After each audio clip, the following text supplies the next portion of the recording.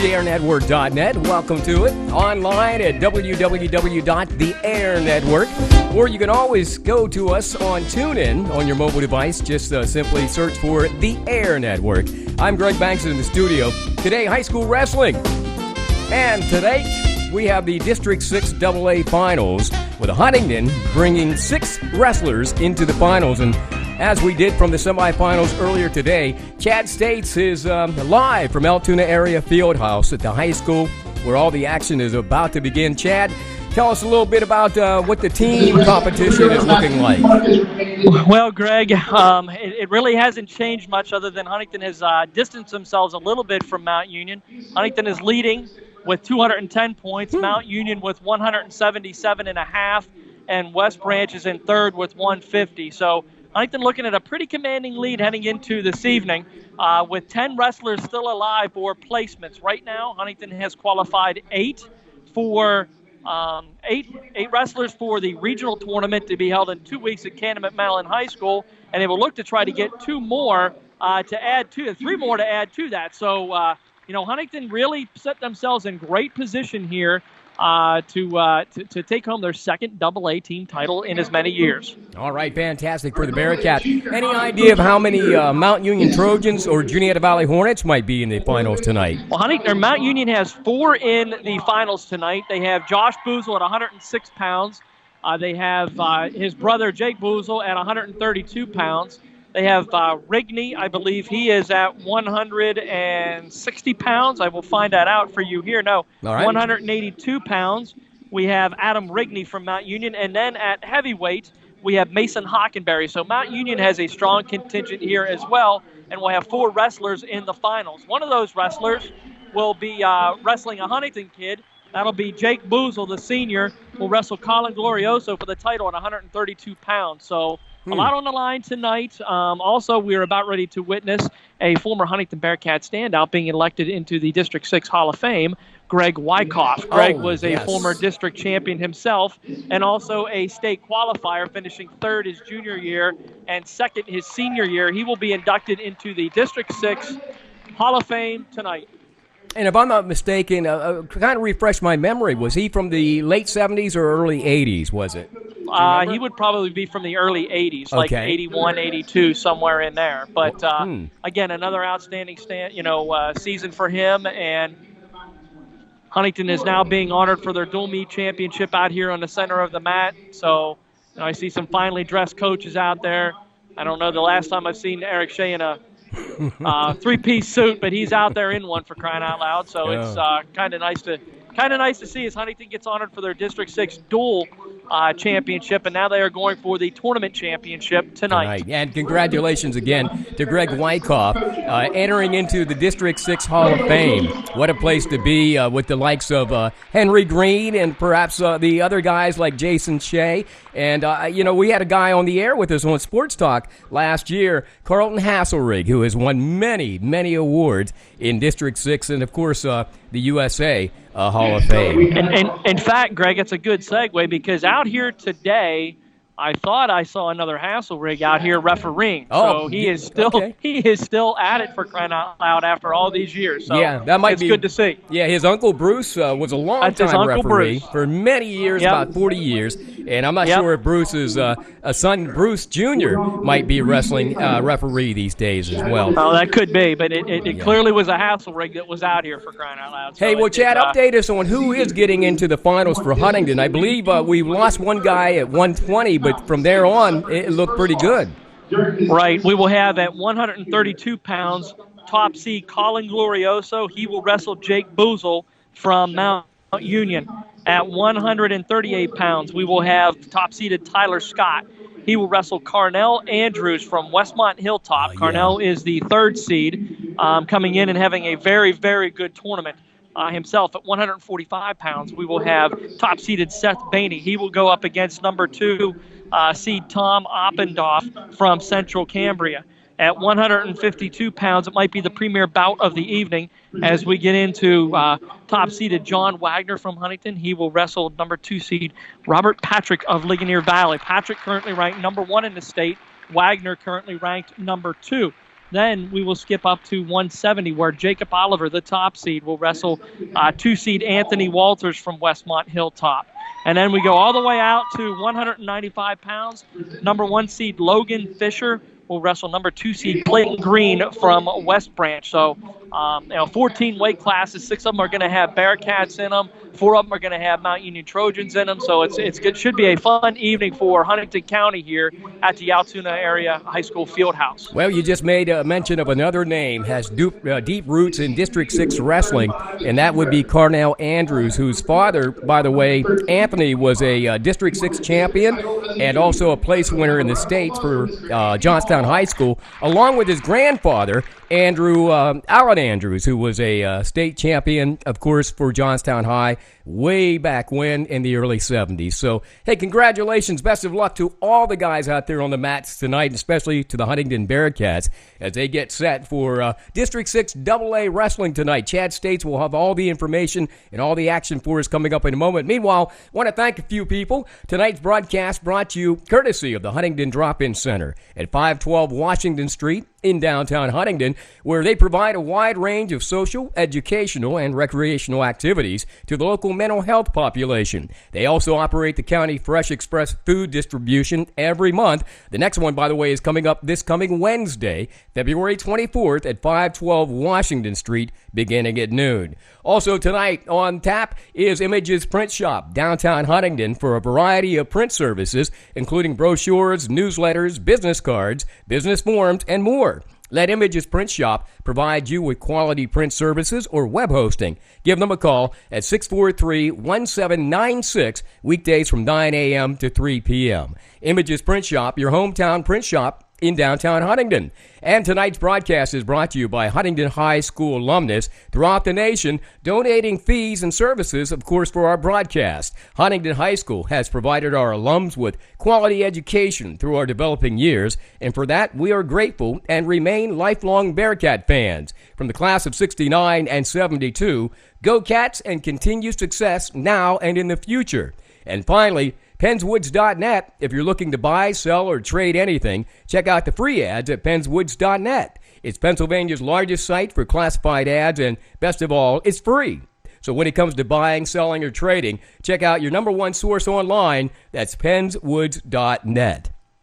Meanwhile, welcome to the AirNetwork.net. We are finally home in Huntingdon, having done this for 5 years for the Johnstown region, and it's been our pleasure to bring you Bearcat sports this winter, especially some boys and girls basketball. Best of luck to the Huntingdon boys, by the way, as they head into the districts coming up on Monday night in Hollidaysburg. Meanwhile, tonight, we have 6 Bearcat wrestlers vying for the title of District 6 Championship and, of course, the team title as well. Chad States has all the action. It's coming to you live tonight from Altoona Area Fieldhouse in Altoona, Pennsylvania. So, Chad, when you're ready, we're going to let you do your thing. We're going to step aside and hear all the action of all the matches tonight. That's right, not just the Bearcat matches, but the ones from the Mount Union area, Juniata Valley, and the region as well. As our wrestlers get set for the regionals, as Chad mentioned, coming up in 2 weeks, the regionals being held at Cannon McMillan High School. It's District 6 AA Wrestling tonight here on the AirNetwork.net.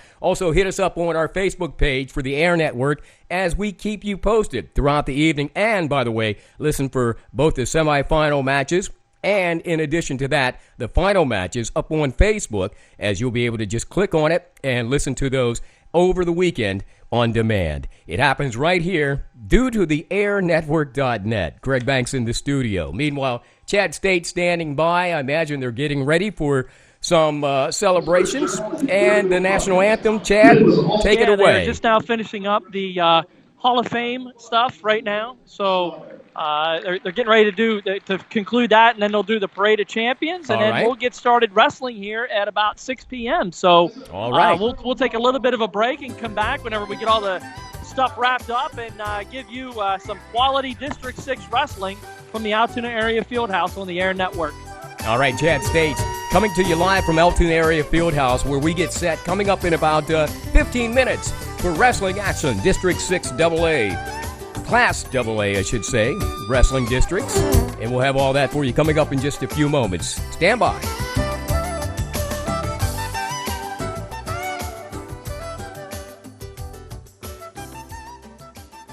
TheAirNetwork.net. I'm Greg Bankson in the studio, getting ready to go live to District 6 AA Wrestling Finals happening at Altoona Area High School Fieldhouse. With all the action tonight, here's Chad States. Chad? Hey, Greg. Back at Altoona Area Fieldhouse. So we're going to get ready to start at 106 pounds. We have top seed Josh Boozle against number 2, Derek Christie. And Boozle's from Mount Union, I believe, He is correct? from Mount Union. All right. Greg, I'm getting a little reverb here. We're underway at 106 pounds. Boozle and Proudfoot out here tied up in the middle of the mat. Over here for the third place match, we have Daubert of Forest Hills versus Christie of Westmont Hilltop. And for the fifth place match, we have Tinsman of Marion Center versus Donachik of, let's look where he's at, from West Branch. So a lot of action out here. 137 left to go, period number 1 at 106 pounds. Boozle, again, the top seed from Mount Union, carrying a 34-2 record into this match. Proudfoot is find him on here, he is a freshman from Penn Cambria. He is with a record of 25-10 right now. This wrestler's tied up here in the middle of the mat, looking for arm control, little elbow control. Boozle in on a quick shot. Proudfoot sprawls back. There's Boozle in on a double leg out of bounds. 1:16 left to go, period number 1. Your championship bout at 106 pounds. Again, a very important match for Mount Union if they want to stay in this team race. Huntingdon out in front with 210 points. Mount Union sitting in second with 177.5. So Mount Union can really ill afford to lose any matches during this time period, specifically the championship matches, which gives you an extra bonus point. 56 seconds left to go. No score. 106 pounds. Wrestlers exit the edge of the mat. Come back in.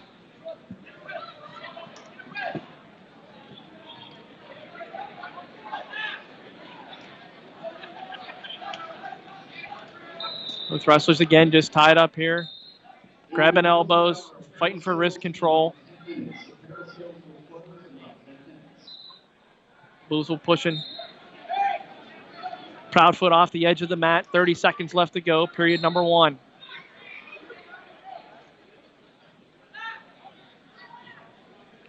No real solid shot attempts by either wrestler at this point in time. Of course, this is typical when you start to get into the finals of some of these championship rounds, district regionals or whatever. You got quality kids wrestling each other. So, you know, the quick pins and some of the other stuff typically doesn't happen. There's a weak shot attempt by Boozle as he tried to bring in Proudfoot's left leg. Unable to do so. Wrestlers return back to the center of the mat as they're out of bounds. 1 second to go, and period number 1, no score. Flip of the coin, and Boozle will defer. Proudfoot will take bottom to begin period number 2.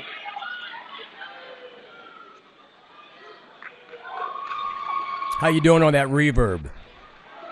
Much better. Okay. Boozle in the top position. Caution on Boozle. And what that means for you folks out there is that Boozle tries to set up in position, but then gets an early start on the wrestler on the bottom. And the referee has to blow his whistle and say, you go when I say you go. So a little bit of a restart. You get too many of those, it can add up into a point. So you have to be really careful. I think the third one, it becomes a point. It's barely into the second period. Proudfoot trying to base out here. Boozle cranking him back down. Trying to gain wrist control as Boozle doing a top ride on Proudfoot. Boozle's got Proudfoot bellied out in the middle of the mat here. Again, Proudfoot, just a freshman from Penn Cambria. Outstanding record on the year. Boozle, a sophomore. So, 2 younger 106-pounders. Not untypical for this weight class, as most of these kids end up growing throughout their high school career. By the looks of it, these kids will both be up at 113 next year for certain. 1:14 to go, period number 1, or period number 2. Proudfoot again, belly down in the center of the mat as Boozle with the top ride, grabbing wrists. Trying to see what he can work here from the top position. Now a heavy crossface by Boozle, trying to look for a cradle and trying to get Proudfoot turned over. Proudfoot spaced up on the balls of his feet, and now broken down again by Boozle. As Boozle doing a really good job riding on top, not allowing Proudfoot to get out. Heavy crossface there by Boozle. Again, it's not that Proudfoot is not trying to work out of the bottom. There's no stalling call on that. He is just being, it's just a really good ride by Boozle on top. Proudfoot's, he's fighting underneath there, that's for sure. Boozle still has controls of the wrist as he's rolling him up underneath Proudfoot's chest area. He's got him completely bellied out here, or bellied out on the middle of the mat now. The referee calls a stalemate as neither wrestler is able to improve their position, and they'll return back to the center of the mat. 15 seconds left to go, period number 2. 0-0 your score at the 106-pound weight class of the District 6 AA Championships. Again, Boozle able to break Proudfoot down. There's a crossface, and again, wrist control is Boozle's trying to work up and trying to see what he can do here to get any type of near fall points, but now we've got period number 2 ending 0-0 as Boozle rode out Chase Proudfoot the entire period. Boozle will quickly hop down to the bottom position to try to get his escape here and go up 1-0 in this championship match. Again, Boozle the top seed from Mount Union, a really good record on the year. Only 2 losses.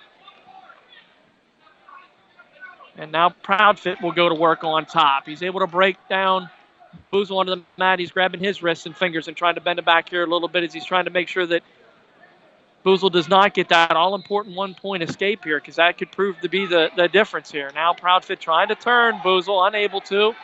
Boozle back down, head squarely on the mat. Proudfoot with a tight waist. Right arm gripped around underneath the chin of Boozle, and he's still riding him hard. Boozle not able to get to a good solid base to be able to break out of here, and both wrestlers are close to the edge of the far edge of the mat. Now Boozle tries to get to his feet and are called out of bounds. 1:13 left to go, period number 3. So both wrestlers doing a good job on top, riding out, making sure that their opponent underneath is not doing anything. We got a caution on top now. No, another caution on. It's another caution on Boozle, so that's his second of the match. So he tried to snap out from underneath a little bit too quickly, so that's 2 cautions on Boozle. And Proudfoot again, and with another tight waist. Trying to turn Boozle if he possibly could. Near fall points here for Proudfoot would be huge if he's able to get them. 1 minute to go, period number 3, 0-0 your score at the 106-pound championship. Now Boozle up to his feet. Proudfoot still trying to hold on to his legs as they run out of bounds here. 51 seconds left to go. So Boozle was able to get up to his feet, ran out of bounds. 51 seconds left to go. Period number 3. Both wrestlers doing a really good job in a top position. Again, it's very important for Proudfoot to keep Boozle down here. That 1-point escape could loom very, very large. 30 seconds left to go. Period number 3 as Proudfoot bellies out Boozle in the center of the mat. Tight wrist control for Proudfoot, and Boozle really not able to get out. He's working hard. He's really trying to work hard. I'll give him all the credit in the world. Again, no stalling on either. Now Boozle tried to sit out. Proudfoot returns him back in there. So good job. 15 seconds left to go. Period number 3. Boozle really trying to fight hard. He tried to hit a sit and switch, not able to do so. Proudfoot keeping him down. So 5 seconds to go, period 3, and we're going to head to overtime in the first championship bout of the evening. 0-0 your score at 106 pounds.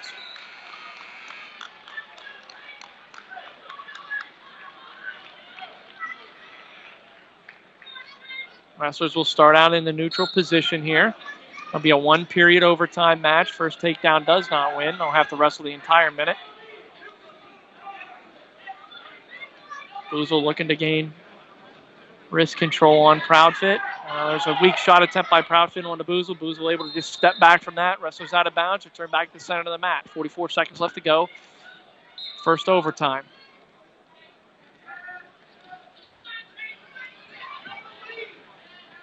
Boozle and Proudfoot just kind of dance around there. Another weak shot attempt by Boozle. Out of bounds again. Return back to the center of the mat. 31 seconds left to go. Again, you're listening to the 106-pound AA Championship on the Air Network. Live from the Altoona High School Fieldhouse, where they have hosted this event for, I can't even tell you how many years. It's been for as long as I can remember, that's for sure. Proudfoot with underhooks on Boozle, backing Boozle up out of bounds. Proudfoot trying to come out, but then Proudfoot makes a mistake, and Boozle gets a 2-point takedown and wins this match 2-0. So your 106-pound champion from Mount Union High School by virtue of a 2-0 decision, Josh Boozle.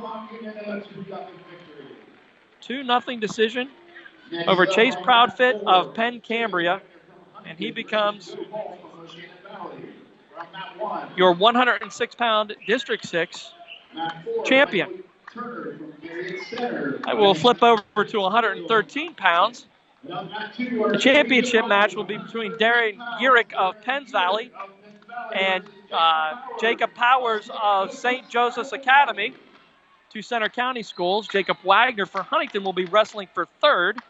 He will be wrestling Joe Ball of Moshannon Valley. He'll be wrestling for fifth. So a lot on the line here for Wagner as he is wrestling for a trip to the regionals, and that is the match that we will concentrate on. 43 seconds to go in the first period, 0-0 your score, as Wagner is in on a deep double leg takedown trying to come through the legs of Ball. We'll keep you updated on what's happening out here in the championship match. We'll focus our concentration on Huntington wrestler Jake Wagner as he tries to punch his ticket to regionals. Now Ball in on a deep single leg of Wagner. Wagner throwing in a nice whizzer, trying to keep Ball off, and now trying to come back around to get a takedown of his own, and he is. He's awarded a takedown of his own as Wagner's able to get two. Now Wagner looking to try to get a cradle. And hopefully not get out of position as he still maintains control. 2-0 lead for Wagner, 9 seconds to go, period number one. Again, Wagner wrestling for that all-important fifth spot. The top 5 out of each weight class advance to regionals in 2 weeks at Cannon McMillan High School, and period number one will end 2-0 your score in favor of Jake Wagner of Huntington. Let's look over here at the championship match. Derek Urick and Jacob Powers, 0-0 in period number one.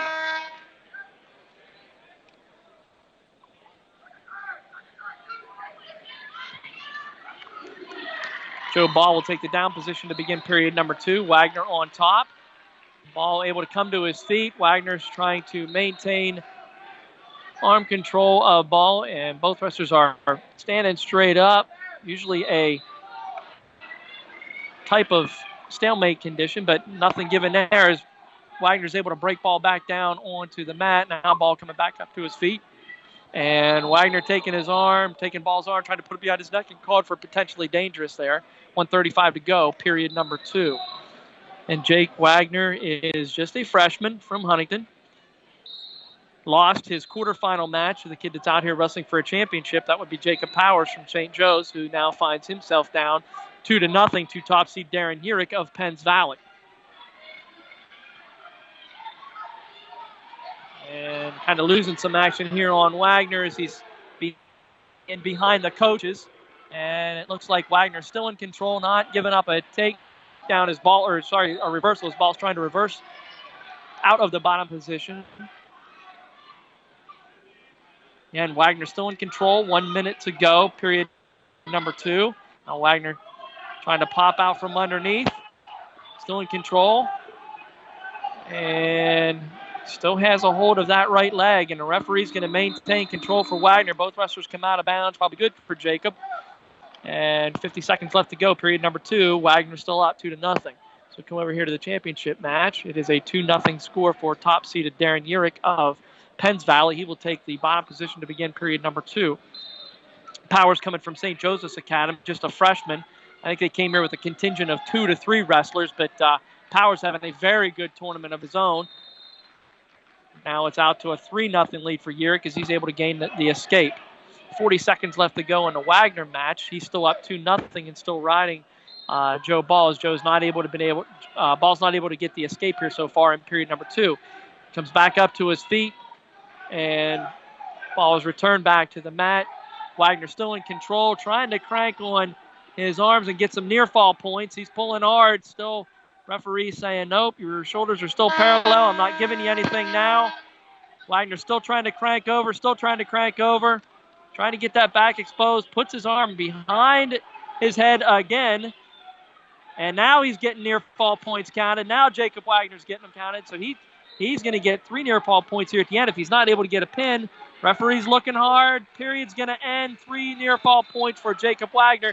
He's going to go into the third period with a 5-0 lead. 5-0 for Jake Wagner. He's probably going to end up going to his feet here, but let's see what happens. Nope. He's going to start from the top position, put ball back down. He's going to try to crank out some more near fall points. 5-0 your lead for Jake Wagner. Again, this match very important for him as he is trying to punch his ticket to the regionals next weekend. His brother John already did that, and Jacob's looking to join him. It's always good when you can have a family affair there. Now we've got a 2-point reversal for Ball. 5-2 your score. Still in favor of Jacob Wagner. Ball's going to have to go to work and see what he can do from the top position. Either get some bonus points of his own. We'll look over here at action at the District 6 AA Championship match at 1:13. Darren Urick of Penns Valley out to a 5-0 lead with 16 seconds left to go in period number 2. Look back over for Wagner. Wagner able to get a reversal on Ball. I think there it is. 2 points for Wagner. 7-2 lead for Jake Wagner. Ball coming up to his feet. Wagner's got to be careful he doesn't get put into a bad position here.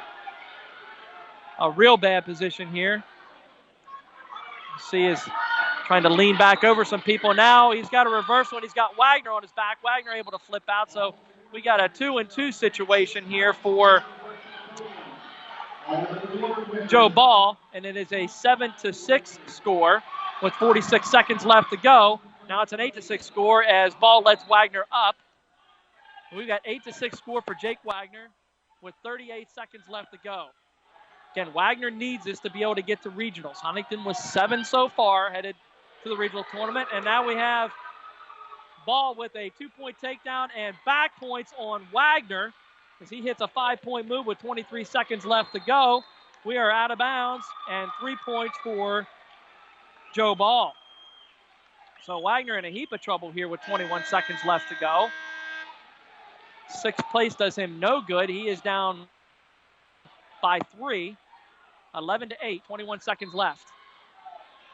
Wagner trying to get out from underneath, not able to. 14 seconds left to go. And it looks like Joe Ball is going to hang on and win this one, and that is correct. Joe Ball from Moshannon Valley able to battle back and win an 11-8 decision. He punches his ticket to regionals. Wagner will have a year to think about it as he was up in this match pretty commandingly. Had every bit of a shot to be able to take care of business and wasn't able to get it done. So that's unfortunate for Wagner's. Again, he was in a good spot, not able to go ahead and get it done. We'll come back now to action at the 113-pound championship match where Darren Urick of Penns Valley still out to a 5-0 lead over Jacob Powers from St. Joe's Academy.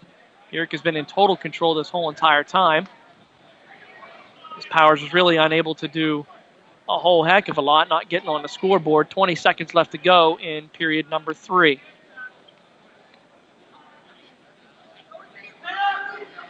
So Huntingdon still with 7 going to regionals.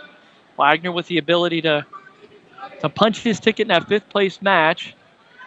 Big lead with 7-3 lead and then ended up losing 11-8. We have a reversal for Jacob Powers here at the end of the match, but that's going to end the match 5-2 win for Darren Urick of Penns Valley. It's Urick of Penns Valley with a 5-2 victory over Jacob Powers at 113 pounds. At 106 pounds in 5th place from Marion Center. So now it's the 106-pound place winners coming up. And then we will end up turning our attention to 120 pounds for Huntingdon. Isaac Benson will end up facing Clayton Dorian of Westmont Hilltop for 3rd place. Benson already guaranteed a spot in regionals as, again, the top 5 out of each weight class advance to the regional tournament held at Westmont Hilltop in 2 weeks. As we watch the 106-pound champions as Josh Boozle will accept his gold medal, becoming a District 6 champion for the Mount Union Trojans. So congratulations to Josh on an excellent season. And only 2 losses on the year, so he's going to be a tough out at the regional tournament for sure. Only a sophomore. We're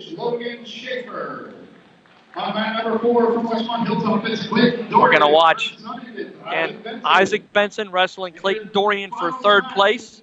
The finals match will be Tyler Wildman of Juniata, and Joseph Couture of West Branch.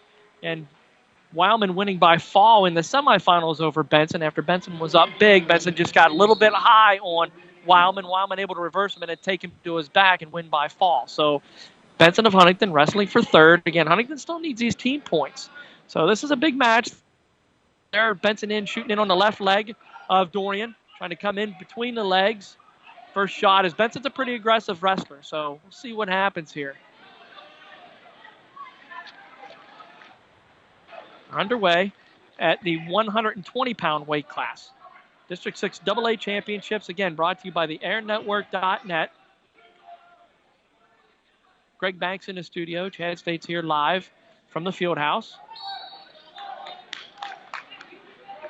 No takedown awarded yet for Benson, as we have a stalemate over there on mat number 2. And both wrestlers return back to the center of the mat. Championship match. 0-0 your score, and there is a 2-point takedown for, I believe that is Couture. It is Couture with a 2-point takedown on Wildman. 2-0 your score for the West Branch senior. There's Benson in on another shot on Dorian. Dorian trying to fight this one off. Benson in pretty deep on this, so it's really going to be hard to let it go unless the period ends, which it did. So 0-0 your score for Benson and Dorian, who are wrestling for 3rd place. Benson will defer. Dorian will take down to begin period number 2. Couture and Wildman out here wrestling for the District 6 Championship. Wildman able to get an escape. 2-1 your score in the championship bout. Huntington's Isaac Benson, 0-0, entering into period number 2. He'll go to work from the top position. And I'm sure a sense of disappointment as Isaac was in total control of his match. And again, that happens in wrestling. It got a little bit too high on the kid, and he was able to slip out for a reversal and go. Now it looks like Dorian is going to be out for a 1-point escape. Not awarded yet. It's got to be close, though. Isaac doing a good job of maintaining at least some control. Pushes him out of bounds. Are they out of bounds yet? And there it is, neutral 1 for Dorian, so he will race out to a 1-0 lead over Isaac Benson by virtue of an escape. Period number 1 ends on the championship match. We have a 2-1 score in favor of Couture of West Branch.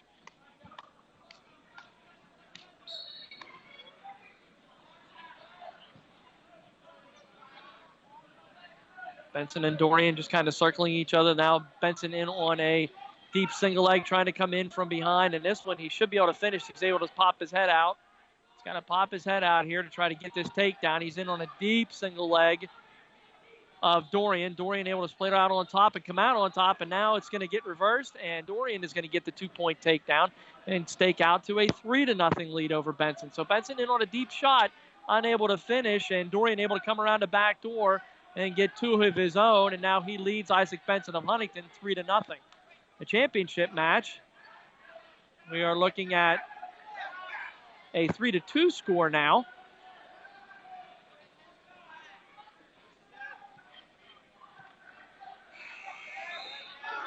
With 1:06 left to go. And a 2-point reversal and takedown and back points for the West Branch wrestler Couture. 55 seconds left to go in period number 2.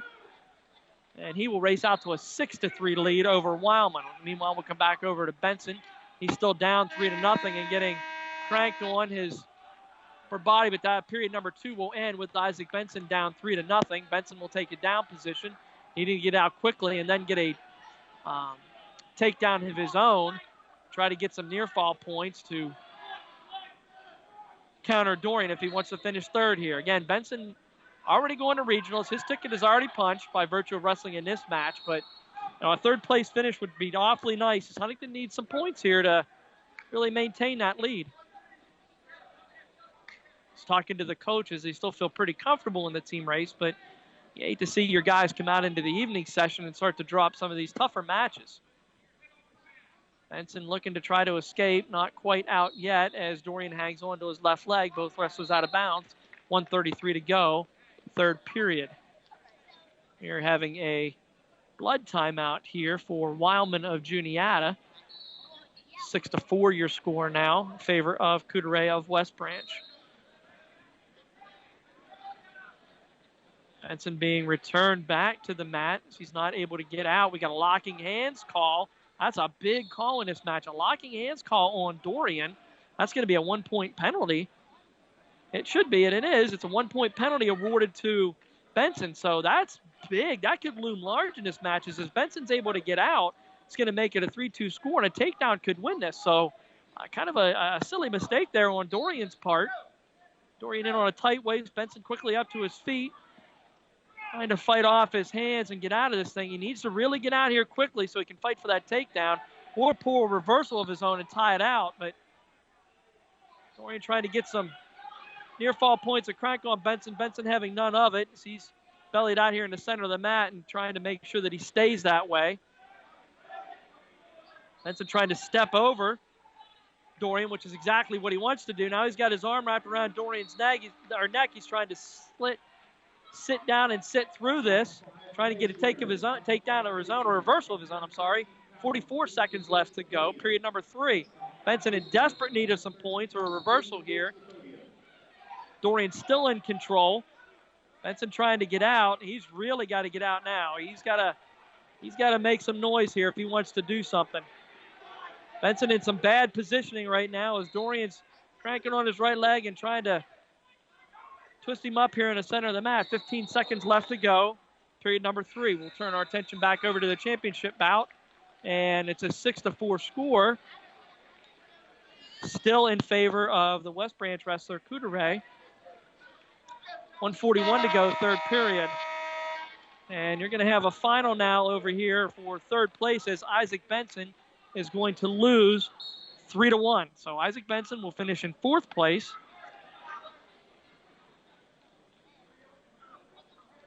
Again, his ticket to regionals is already punched, but again, you want to kind of end on a good note here. He will lose and finish in fourth for the Bearcats. Come back over here now to the championship match. 1:16 left to go. Coudray of West Branch still in the lead. Wildman riding on top. So we are still at the 120-pound weight class. 14 weight classes in high school. 103 all the way through heavyweight. We'll have all the action live for you all the way through the end of tonight's session. Wildman trying to get Coudray turned over, unable to do so. Now he's trying to hook up a bow and arrow, near side cradle position. Unable to do so as Coudray is bellied out on the mat and not moving at all. 35 seconds left to go in your championship match. Wildman doing everything he can to get Coudray turned over. Tell you what, this Tyler Wildman's only a freshman, but he has definitely impressed here throughout the weekend as he has won by technical fall in the semifinals and done a really nice job. So if he gets a 3 count here, unable to do so, we got 7 seconds left to go, championship match, and he is not able to get it done as Joseph Coudray of West Branch will be your District 6 120-pound champion. Again, that's Coudray from West Branch. 6-4 score is your champion. And Isaac, just to recap, the Huntingdon wrestlers, Jacob Wagner losing an 11-8 decision in the 5th place bout, just missing out on going to regionals. He will finish in 6th and at 120 pounds. Isaac Benson will finish in 4th place, dropping a 3-1 decision. In 3rd place, Michael Turner from Marion Huntingdon will Center. not have anybody at 126 pounds. We will bring you the finals live as top seed Max Murin, junior and last year's state champion, will wrestle Ethan Kelly, a freshman from Westmont Hilltop. We'll also look at the 5th place match, as that has Andrew Tadero from Mount Union wrestling Braden Swab of Central. So Tadero of Mount Union looking to punch his ticket to regionals and come away with a 5th place match. So we will concentrate on that one, being the local kid. We'll come back to the District 6 championship match and call it as well as best we can, but we'll focus on the Mount Union wrestler, which is Andrew Tadero. Tadero started as the number 2 seed, lost to Kelly in the semifinals by decision 10-8, and then lost again in the consolation semifinals to, get this guy's name, Cole Sasong of Portage, a freshman, 8-2, and now finds himself battling for 5th place and his trip to regionals. We're underway right now with the championship match. This is Max Murin, again, returning AA state champion from Central Cambria, against Ethan Kelly from Westmont Hilltop.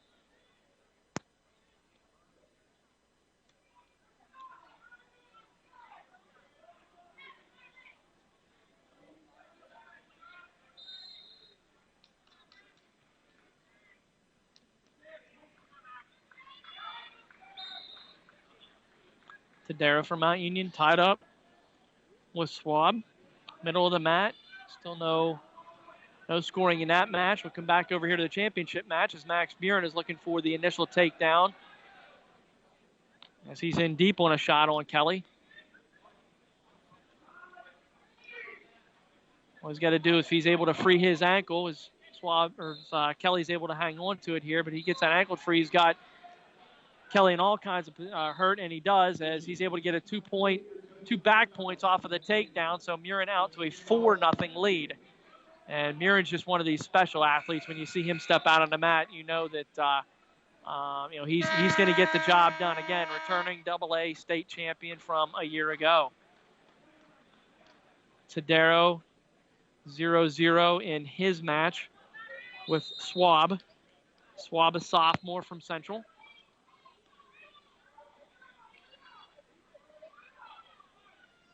They begin period number 2, and Swab will get the escape and stake out to a 1-0 lead. We'll come back over here to championship match as Murin is still in control. As Kelly's really not able to do anything on bottom. Murin's got him bellied out here in the middle of the mat and pretty much doing what he wants with Kelly. He's trying to look for some back points, unable to, gets 1 count. Referee says that's not enough to give you points, and he'll flip him back over to his belly, and he'll try the same sequence all over again. Wrist control by Murin as he's got the right arm barred up, and he's trying to flip Kelly over. And there he's able to get Kelly flipped over. Kelly able to roll through again. 1 count, no back points awarded. Looks like Murin's getting a little bit frustrated here as he really wanted to try to stick Kelly in the first period, not able to do so. So a 4-0 lead in your championship bout for Max Murin. Come back over to the 5th place match as Andrew Tadero of Mount Union in on a single leg of Swab and able to get the takedown. So Tadero will now stake out to a 2-1 lead with 44 seconds left to go. Period number 2. Now Swab able to get the escape and knot it up, 2-2. Again, winner of this match will go to regionals. Murin up to a 6-1 lead now in the championship match. Now an 8-1 lead as looks like he's just cutting Kelly loose at will here. Takedown, cut him loose, takedown, cut him loose. His optional start here. Second period, 1:33 to go. 8-1 your score in the championship match, and Max Murin pretty much having his way as anticipated. 2-2 your score with Tadero from Mount Union and Swab from Central. They will head to period number 3. The trip to regionals on the line. Now Murin has Kelly in all kinds of trouble as far as he's got him over on his back. Referee's looking for the fall, and there it is. Fall in the second period at 3 minutes and 52 seconds. Max Murin is now your champion at 3 minutes and 52 seconds. 2 minutes and 52 seconds. Excuse me, I'll get the time right here. 2 minutes and 52 seconds. Max Murin, your champion at 126 pounds from Central Cambria. We'll come back over here to the 5th place match as Schwab is getting some back points on Tadero. He's got 2 awarded. Goes out to a 4-2 lead once he rolls over, and there the back points are awarded. So now Schwab up 4-2 on Tadero from Mount Union. Again, Tadero started as the number 2 seed and now is battling for that all-important 5th spot in that trip to Cannon Mac in 2 weeks. They're trying to sit out. Schwab underhooks, trying to drag him back in, and he does. 1:11 to go. Period number 3. Now Tadero trying to get Schwab out over the top of his head, unable to do so. Both wrestlers off to the edge of the mat. 4-2 your score in favor of the Central wrestler, Schwab. 1 minute, 1 second left to go, period number 3. We are at the 126-pound weight class. Tadero take him straight back down to the mat, now trying to do a sit-out and escape, and he is. Schwab cuts him loose, 4-3 your score. So Tadero has to go to work here and look to get to a takedown. And he's quickly in on the legs of Schwab. And 2 points awarded for Tadero. So now out to a 5-4 lead goes Tadero from Mount Union. Tight waist. Trying to drab Schwab out, but he's not able to hold Schwab down the entire match. Schwab out again with an escape. 5-5 your score. 28 seconds left to go. Again, Tadero has not shown the ability to be able to hold Schwab down, so kind of saw that one coming. 5-5 your score, knotted up in this all-important 5th place match for Andrew Tadero, sophomore from Mount Union. And Schwab in on around on a takedown. 9 seconds. Did he get it? He is awarded it. There it is. 5 seconds left to go. And it's going to be Braden Schwab of Central winning 7-5 over Andrew Tadero of Mount Union.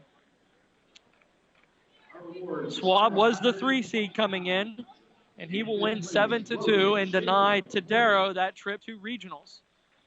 As we complete the 126-pound weight class, we will move on to the 132-pound weight class coming up, and that will be the championship match will be contested between top seed Colin Glorioso, seeking his 3rd District 6 AA championship, against Jake Boozle of Mount Union. These two met earlier in the season. Glorioso coming out on top. And Glorioso will be wearing a face mask tonight. He's getting some last-minute instructions here from head coach John Mikett.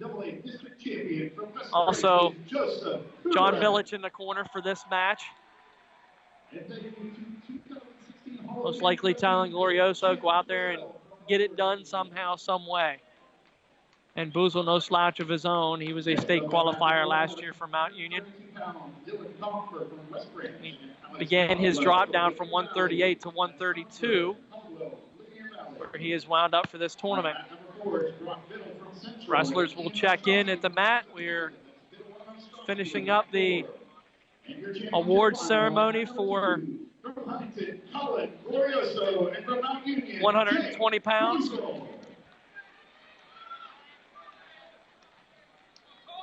We're about ready to get underway at the District 6 AA Championship for 132 pounds. And Glorioso picking up his 150th win.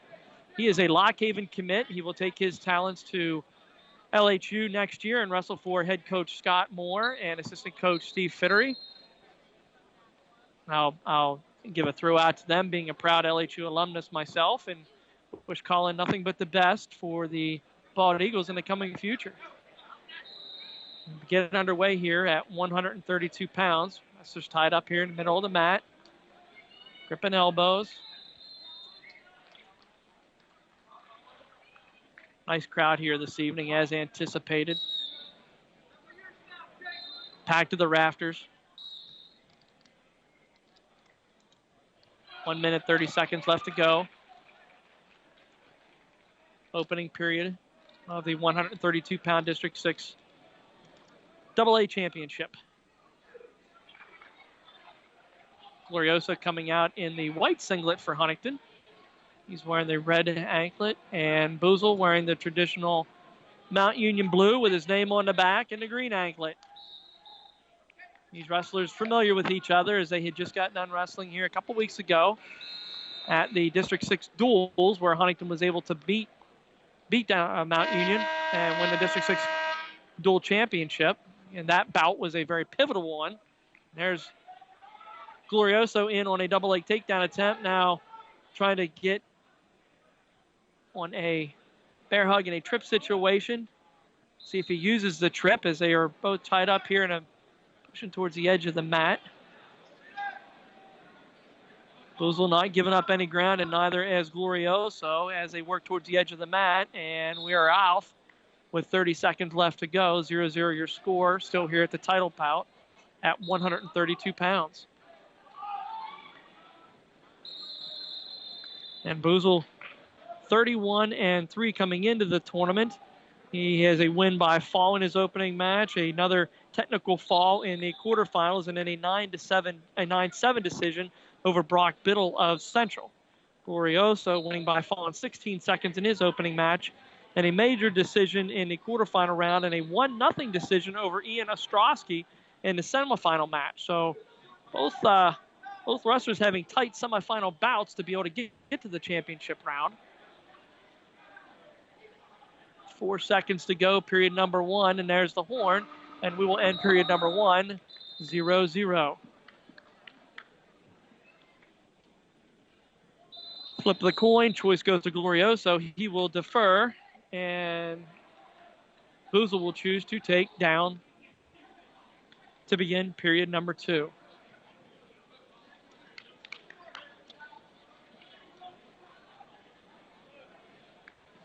Boozle adjusts his headgear, he gets set. Glorioso into position, and we're off. Glorioso really good on top. We'll see what he's able to do here.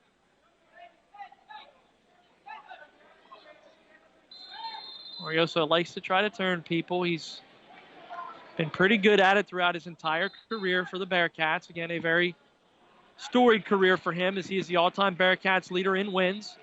I'm sure many other categories too, if I were skilled enough to look him up, but did not do that much homework prior to the match. But Glorioso clearly one of the all-time standouts for the Huntingdon Bearcats. 2-time PIAA place winner and a 2-time Southwest Regional champ as well. He's got wrist control on Boozle. Boozle bellied out here in the middle of the mat as Colin is trying to make sure he keeps Boozle out. Boozle getting up to his base, to his hands and knees. Now he reaches back and tries to grab the ankle of Glorioso. Now Boozle up to his feet. Glorioso still with a good ride on top. And going to be now Boozle up to his feet and hands as Glorioso getting a little bit too tall on him. Tries to get Boozle back down and does. Returns Boozle back down to his knees. Out underneath, and we've got a stalemate with 36 seconds left to go. Period number 2. Again, 0-0 your score in the 132-pound championship match.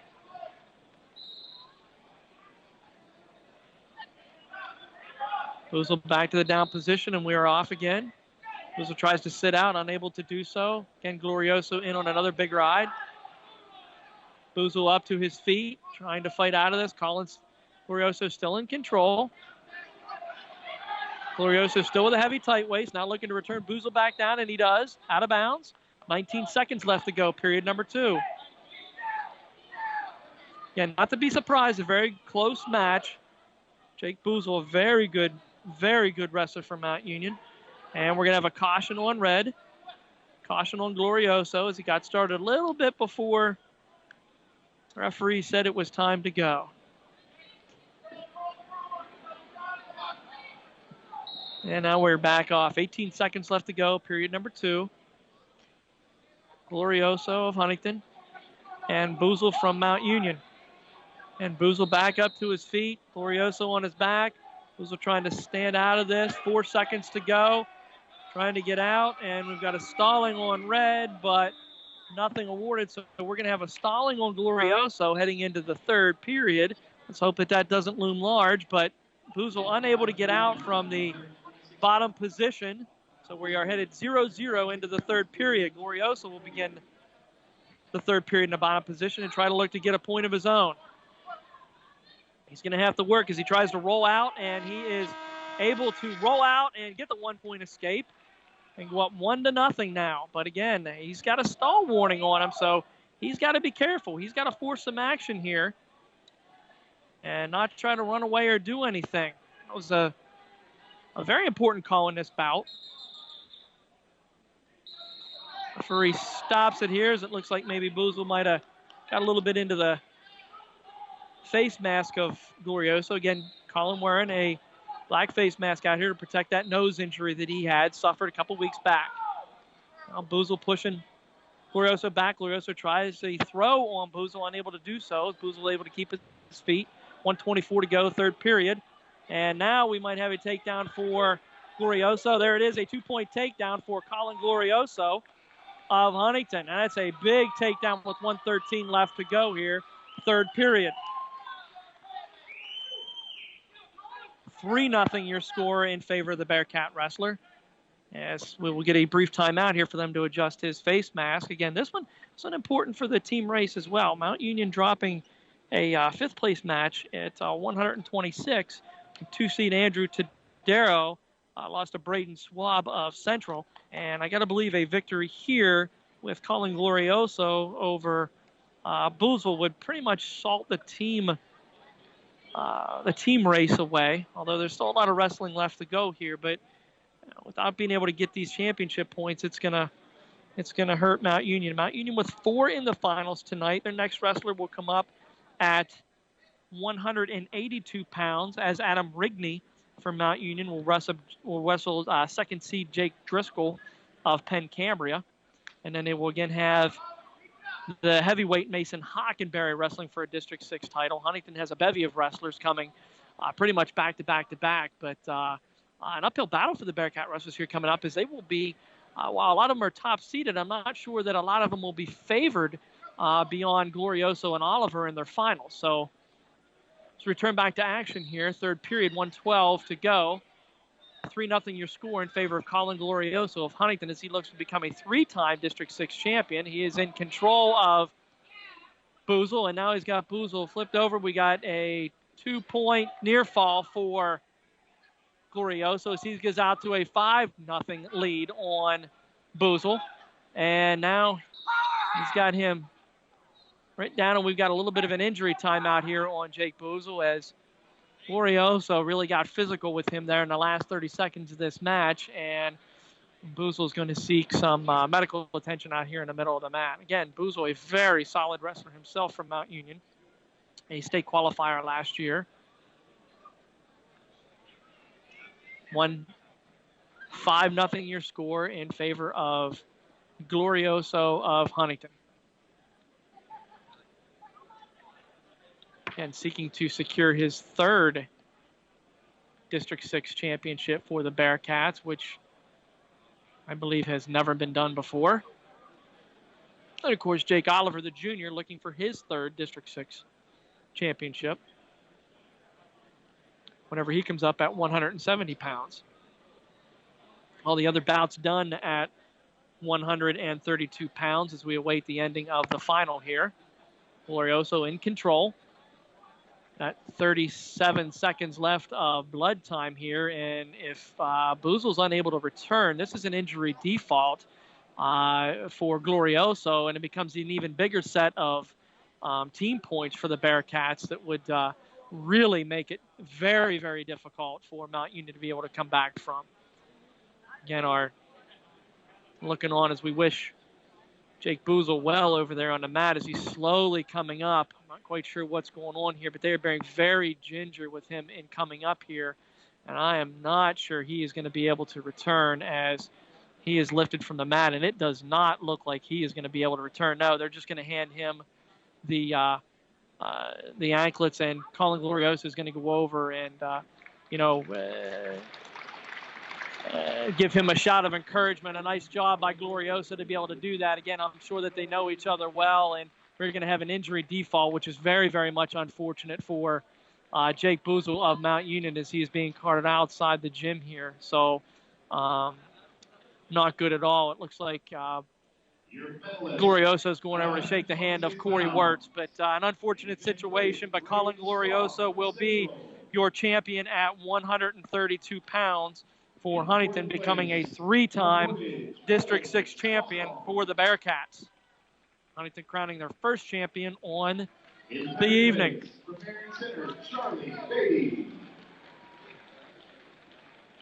In second place, as we listen to in the background the champions of the 126-pound championship, and Max Buren be awarded his gold medal. Again, a returning AA state champion. And we will move on to 138 pounds, where Tyler Scott will be wrestling for the Bearcats, and he will wrestle Carnell Andrews. Carnell Andrews from Westmont Hilltop. Championship final at 138 pounds from Huntingdon, Tyler Scott. And from Westmont Hilltop, Carnell Andrews. We'll watch also on the 5th place match as Robbie Steele goes for Mount Union. We're underway here in the championship match. Scott from Huntingdon, Andrews from Westmont Hilltop, as Greg alluded to earlier. A deep tradition of Andrews wrestling for the Hilltoppers, as his dad was a very good wrestler as well. And we'll come back over here to the Steele match. 0-0 your score, period number 1. Scott in with a set of underhooks in the championship match with Andrews. Andrews advances to the championship match as the 3 seed, a fall in his first match in 34 seconds. Wins by injury default over Dalton Clark of Ligonier Valley. Clark, a PIAA representative last year at the state tournament. And then he won by virtue of a 3-2 decision over 2 seed Curtis Decker of Penns Valley. Scott reaches the championship finals with a fall in his first match in 1 minute 9 seconds, and then a 10-2 major decision in his quarterfinal bout. He then won a 3-2 decision over Robbie Steele of Mount Union in the semis to reach the finals. This match getting very physical out here. 58 seconds left to go, period number 1. 0-0 your score. Andrews and Scott will pick over at Robbie Steele's match and see how he's faring. Steele versus going up against Ethan Kennedy of Central, so another Mount Union Central matchup for 5th place. The Steele match will end, the 5th place match with Robbie Steele will end the first period at 0-0. Scott and Andrews, 40 seconds left to go, period number 1. Andrews in on a single leg shot attempt, and Scott with the backup there. Scott, his first attempt at a District 6 title in his career. He's only a junior. He will be back in Bearcat singlet next year. He's had an outstanding year so far for the Bearcats. Sitting at 27-9 currently. Again, Huntingdon getting a lot of top seeds by virtue of the schedule that they wrestle. And folks, if you don't think it matters, it absolutely does. And there's Andrews in on a single leg. Scott able to dive down to the ankle of Andrews and still holds on to it. Now trying to come out from the back end of Andrews. Andrews holding on to the ankle of Scott. Scott peeking his hat up on top, and we are going to go to the second period scoreless as neither wrestler is able to gain the advantage in that scramble. Scott will defer in the second period, and Andrews will decide to take neutral. So we're going to go neutral here to begin period number 2. Scott from Mount Union, Andrews from Westmont Hilltop. And we'll peek over here at the Mount Union match, and it looks like that Kennedy from Central out in front with a 3-0 lead in period number 2 over Robbie Steele of Mount Union. Again, that 5th place match, all important because that's the one you need to be able to punch your ticket to states, or to regionals, excuse me. And Kennedy the 5th seed, Steele the 4th seed, 3-0 your score for Kennedy, Ethan Kennedy of Central. 0-0 your score in the championship match between Tyler Scott of Huntingdon and Carnell Andrews of Westmont Hilltop. And Andrews taking neutral to begin the second period foregoing his ability to be able to get an escape as Scott deferred. 1:15 to go, period number 2. Peek over and see how Robbie Steele's doing. He is still down 3-0 in period number 2 as Kennedy is holding on to the top position and Steele unable to get out from the bottom here. 45 seconds left to go in that 5th place bout. 1:03 to go here, period number 2, in the championship bout between Scott and Andrews. Again, both tied up here, center of the mat. Little head push there from Scott. Dive in on the ankle by Andrews on Scott now. Andrews looking for a double leg takedown and trying to come through. Scott trying to dive back down in, now able to hold on to the legs of Andrews, and we still have no points awarded here in this scramble position. Both wrestlers off the edge of the mat, 36 seconds left to go. Championship match. 0-0 your score. And you're listening to District 6 AA Championship Wrestling on the airnetwork.net. Greg Banks in the studio, Chad State's broadcasting live. There's Andrews in on another shot. Scott able to sprawl back and avoid anything there. Now underhooks in by Scott. Scott trying to push back on Andrews. Andrews down to a knees. Scott on 2 knees.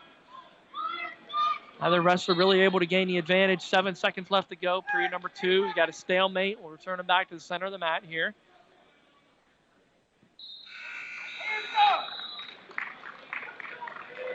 Oh, nice quick throw behind and whizzer, and no points awarded as, wow, it was a nice little hip toss there by Andrews. Unable to get the takedown because Scott was able to throw in a whizzer. We're going to hear some boos from the crowd, but it's absolutely the right call as Scott was able to stick that arm in and prevent Andrews from gaining total position. Now we're going to have a little chat here from the Westmont Hilltop coach. It probably will not end in anything as he was looking to say, hey, my wrestler definitely gained some advantage there. The referees say no, he didn't, and then the buzzer ended, and we are heading to period number 3, 0-0. We'll peek back over here at Robbie Steele's match. We are in the 3rd period, and it is still a 3-0 score in favor of Kennedy of Central. And now Scott out for a 1-0 lead as he's able to get out quickly within 10 seconds of Andrews, and now Tyler Scott of Huntington out to a 1-0 lead. And there's another toss attempt by Andrews. Try a little whip behind there, unable to convert. Both wrestlers go out to the mat, return back to the center. 1:36 to go, period number 3. There's a shot attempt by Scott. Andrews just steps back and says, nope, I don't think you'll be able to do that. Now it looks like Andrews is heavy on the head of Scott. Both wrestlers near the edge of the mat. 1:19 to go, period number 3. Championship match at 138 pounds. 1:29 to go in period number 3 of the 5th place bout, and Robbie still down 3-0.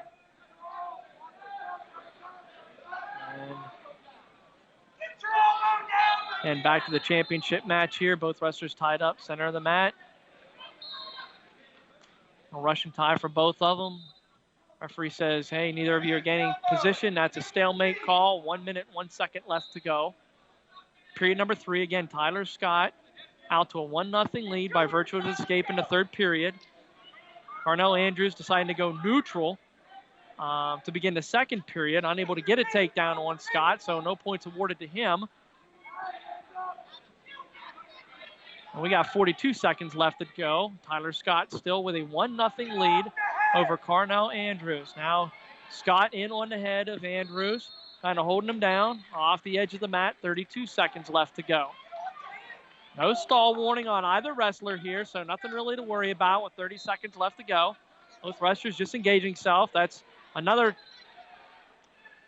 slip behind for Andrews. Scott saying, nope, I'm not going to have anything of that. And now he's just going to step back. Now there's a stall warning on Scott as he took a couple steps back, and the ref said, hey, guess what? You're not able to do that. As he gave a couple blatant hop steps back. And now we've got 17 seconds left to go in the championship match. Scott and Andrews. Andrews in on another attempted toss. And Scott just holding him down. We've got 7 seconds left to go, 5 seconds left to go. 1-0 your score. Tyler Scott, by virtue of an escape here, 10 seconds into the third period.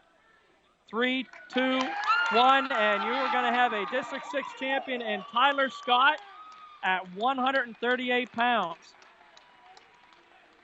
And if the team championship was not already salted away, it is definitely put to bed now, as Tyler Scott of Huntingdon will win 1-0 and become a District 6 champion of his own. A great bout by Tyler Scott, as he is able to win on the strength of an escape in the third period. Again, I'm not sure why Andrews decided to go to the neutral position to start the second period and forego his ability to be able to get an escape. But he did so, and it kind of backfired, as Tyler Scott of Huntingdon able to break free with 1 minute and 50 seconds left to go in the third period and then hold on for a 1-0 victory. So now we have 2 District 6 champions for Tyler Scott. And as we look over here at the 5th place bout, it looks like Kennedy from Central will defeat Steele from Mount Union. So Ethan Kennedy has punched his ticket to the regionals, denying Robbie Steele from Mount Union in an all-important match. And we will get ready to move on to 145 pounds. Just to give a quick recap, at 113 pounds in a 5th place match, Jake Wagner losing 11-8. He will finish in 6th, just 1 place shy of being able to advance to regionals. Top-seeded Isaac Benson, after a loss in the semifinals, goes into the 3rd place match and loses 3-1. He will place 4th and move on to regionals next week. At 132 pounds in a title bout, Colin Glorioso wins by injury default over Jake Boozle. It becomes a District 6 champion. And then at 138 pounds, we have Tyler Scott with a 1-0 decision over Carnell Andrews of Westmont Hilltop, becoming a District 6 champion. And now we move to 145 pounds. We have top-seeded Seth Bainey of the Bearcats against second-seeded Tom Oppendoff of Central Cambria. Oppendoff coming in with a 29-1 record, and then records a fall in his first 2 matches and then a 6-2 decision over Jared Hurd of Penns Valley in the semifinals. Bainey entering the District 6 championships with a 33-7 record. He gets 2 falls and then an 11-4 decision in the semifinals, and we are 1:21 to go, period number 1, and Oppendoff with the initial takedown of Bainey and out to a 2-0 score. And Bainey ranked number 1 by strength of schedule, so to speak, but Oppendoff, I would believe, would be the favorite in this match. Again, coming in 29-1. As Oppendoff has Bainey flattened out in the middle of the mat. Bainey trying to fight through the escape. Oppendoff's got Bainey's right arm barred up. Bainey trying to stand up, and Bainey returned quickly to the mat. This is the first time where I have seen Seth Bainey being matched physically tonight, as Bainey is usually the more physical of the wrestlers in any of his matches, and that is not the case here in the finals, as Tom Oppendoff of Central Cambria doing a good job here in the first period after the initial takedown. 31 seconds left to go. Bainey trying to roll out on an escape. Still trying to roll through. Oppendoff now going to try to get some near fall points on Bainey. Bainey trying to roll out of that. 18 seconds left to go. Now Bainey bellied out on the center of the mat. No near fall points awarded. Still 2-0 your score in favor of the wrestler from Central Cambria.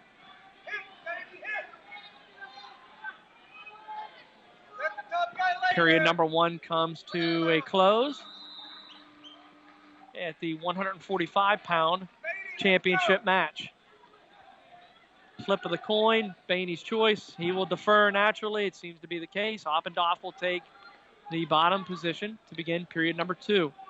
And Huntingdon already crowned 2 district champions tonight. Colin Glorioso at 132 pounds. Tyler Scott at 138. Bainey now out to his feet Oppendoff up to his feet for a 1-point escape. Bainey heavy on the head of Oppendoff here, 1:48 to go, period number 2. Again, this is something Bainey's not seen all year long, is somebody able to match him physically on the mat. Oppendoff in on a shot on Bainey's right leg. Bainey now hopping up, and Oppendoff trying to convert as Bainey bounces up and down on his left leg, and now Oppendoff with a trip. Bainey able to scramble out of that. No takedown awarded. We will return back to the center of the mat neutral. 1:25 to go, period number 2. Bainey and Oppendoff. Again, for the 145-pound title at District 6 AA.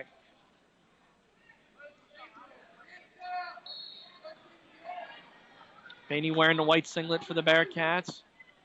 Oppendoff wearing the black and red singlet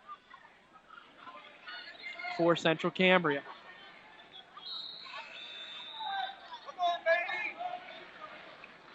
58 seconds left to go, period number 2. Both wrestlers looking to gain control.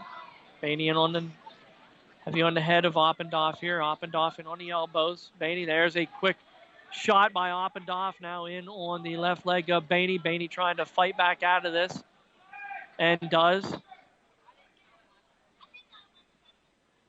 Again, Oppendoff with some really quick striking shots. And Bainey tried a shot of his own there. Oppendoff just stepped around it.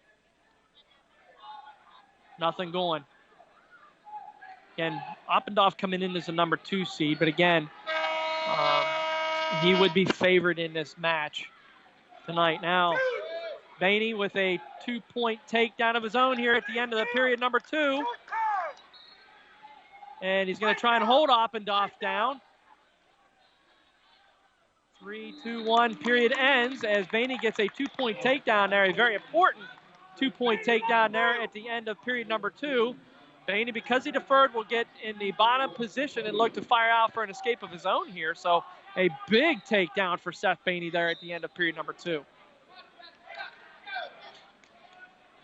Oppendoff breaks Bainey down to his belly here in the middle of the mat to begin period number 3.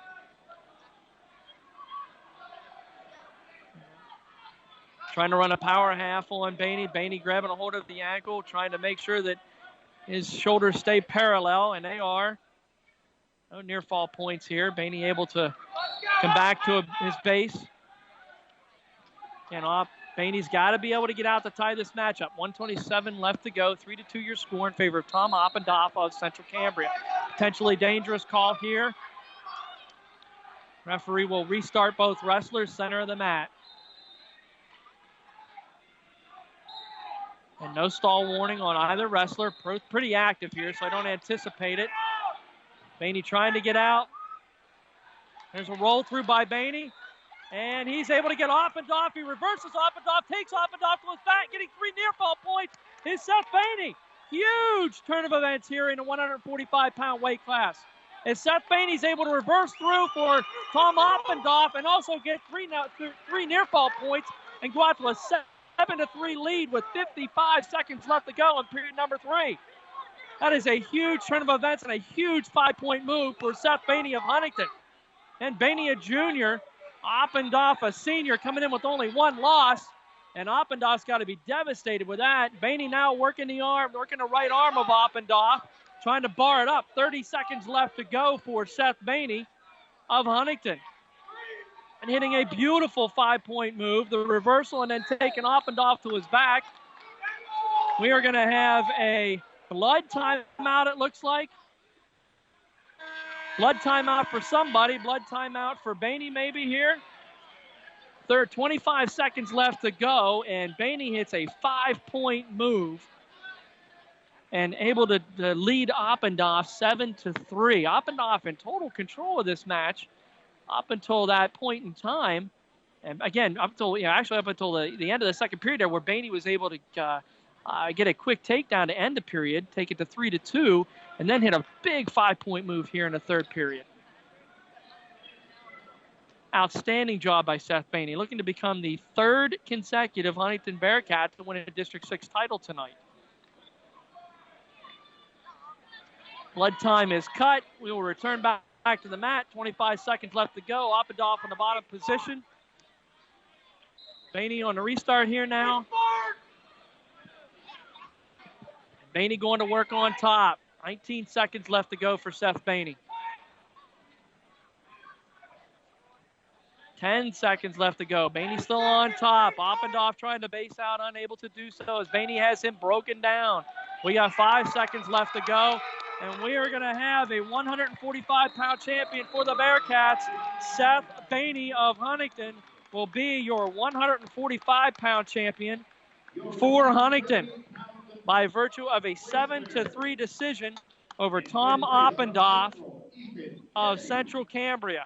Again, Bainey hitting a 2-point takedown at the end of the second period and then a 5-point move in the third period to come out on top and win the District 6 championship at 145 pounds.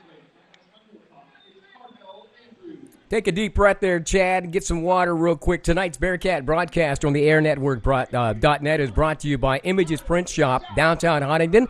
Variety of print services, including brochures, newsletters, business cards, business forms, and more. Let Images Print Shop provide you with quality print services or web hosting. Call them at 643-1796, weekdays from 9 a.m. to 3 p.m. Images Print Shop, your hometown print shop in downtown Huntingdon. And for more action from District 6 AA Wrestling Finals, Chad States live from Altoona Fieldhouse in Altoona, Pennsylvania, here on the Air Network. Chad?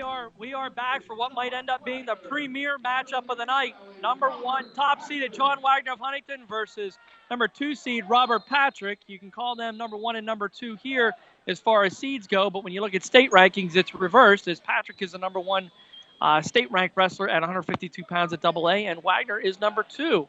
We're underway at the 152-pound championship. Patrick having served the long line of wrestlers from Ligonier Valley under that same name, as he had 2 brothers that wrestled under the colors of the Rams and had outstanding careers there as well. John Wagner of Huntingdon entering tonight's match with a 37-4 record, coming in with a major decision in his first match, 18-4, then a technical fall in the quarterfinals, and a major decision over Derek Brown of Penn Cambria in the semifinals. Robert Patrick with a fall in his first match in 32 seconds, a fall in the quarterfinals at 2 minutes and 34 seconds, and then a major decision over Bryce Biddle of Central, 15-4, to reach the finals as well. There is a shot attempt by Patrick. Wagner able to scurry out of that. 0-0 your score. 54 seconds left to go, period number 1. Wagner very athletic, able to get himself into some scramble positions where he's usually able to score points out of. We got a little brief timeout as we got a little bit of a poke in the eye here. And we'll return back to action here. It's Wagner getting his left eye checked out. We'll move back to action at 152 pounds.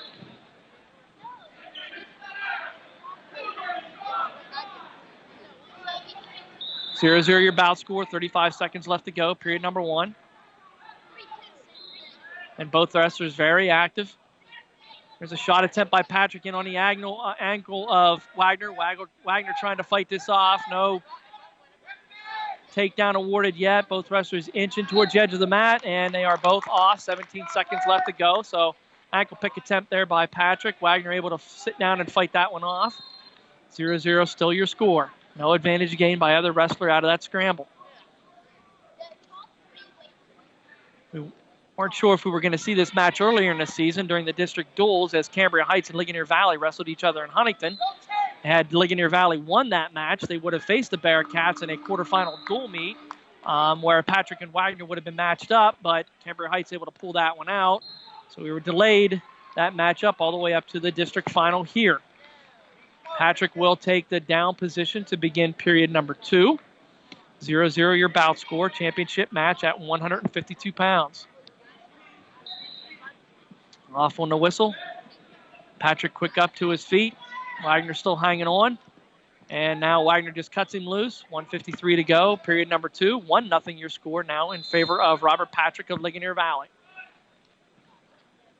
Patrick has 2 losses on the year. I'm not certain who those would be to, but I got to feel quite certain that it was to a very, very good wrestler, as Patrick is no slouch. Again, as a freshman, finishing second in the PIAA last year. 1:26 left to go, period number 2. Quick stalemate, return the wrestlers back to the center of the mat. Wagner will adjust his knee pad. He likes to go down to one knee and try to look for stuff. There is a one-knee shot for Wagner. Both wrestlers get stood back up here. Wagner trying to go upper body with Patrick. Patrick saying, nope, I don't think that's going to happen either. Well, Patrick drops down to 2 knees. Has a little quick shot of his own, unable to do so. Now just Russian ties on each other here in the edge of the mat. 1:04 to go. 152-pound AA championship. Patrick trying some taps and goes and unable to do so. Head coach John Mike and assistant coach Eric Shea giving some instructions to Wagner to be physical out there. And there's an ankle pick by Wagner. Wagner trying to follow through with that, but a good whizzer in on Patrick. And Wagner hanging on and trying to drive through and unable to do so, as the whizzer of Patrick was able to fend off the shot of Wagner. And now both wrestlers back to their feet. 36 seconds left to go.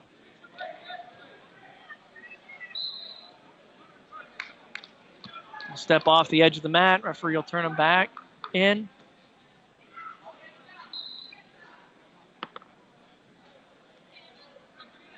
Period number 2, 152-pound championship match.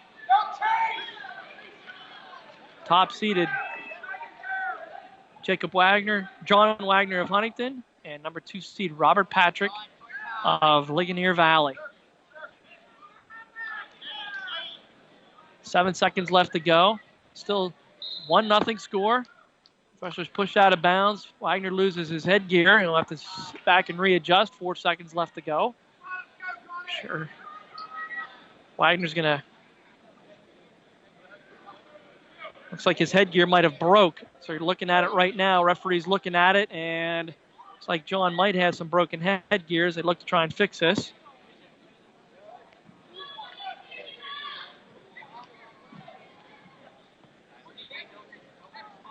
It looks like they're going to throw out a new set unless he got it fixed. And he's got it fixed, and we're going to return back to the mat here with 4 seconds left to go. Period number 2. 1-0 your score in favor of Robert Patrick by way of an escape early on, as Patrick got to his feet, and then Wagner just cut him loose, and now we win period number 2. Wagner will take the bottom position to begin the third and final stanza of the 152-pound weight class and championship. And Wagner able to sit through and try to get out. A whizzer in on Patrick, as Patrick still is given control. No escape given to Wagner, as that whizzer counts as control. And Wagner able to roll through here, and we're still going to give Patrick, there wasn't given neutral. I'm not quite sure why there, but as Wagner looked to have been sprawled out, and was just some underhooks in there for Patrick, but referee says nope. Robert Patrick still in control. Now Wagner fires out, and there's a 1-point escape, 1:38 to go. Period number 3. Wagner looking to get his offense going. Again, both wrestlers in the attacking position, looking to see what they can get, but this is going to come down to a scramble, I think, as one wrestler's going to get deep on the other one. We're going to see how they start to counter each other here. 1:21 to go, period number 3. Again, a real nice crowd here at the Altoona Fieldhouse. Great support for this wonderful tournament. One of the tougher district tournaments you're going to find in the state.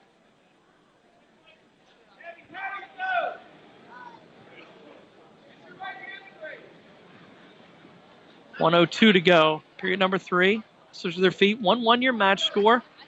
Wagner of Huntingdon, Patrick of Ligonier Valley, and what many are hoping will end up being the first of 3 bouts, as they're matching up here at the district level. There's anticipation that the same thing will happen at the regional level and also at the state level. There's a double leg shot attempt by Wagner. Wagner trying to come through the legs of Patrick. Patrick able to get over to the midsection of Wagner and hang on, but Wagner in deep on a shot of Patrick. 36 seconds left to go. Wagner looking to try to finish this thing if he can. Now Wagner's sitting up, again trying to pop his way through, and we're going to get a stalemate call here. 25 seconds left to go. Great double leg shot attempt by Wagner. Patrick able to counter that. Just kind of hold on there and not allow Wagner to finish that shot. Again, there's another shot attempt by Wagner.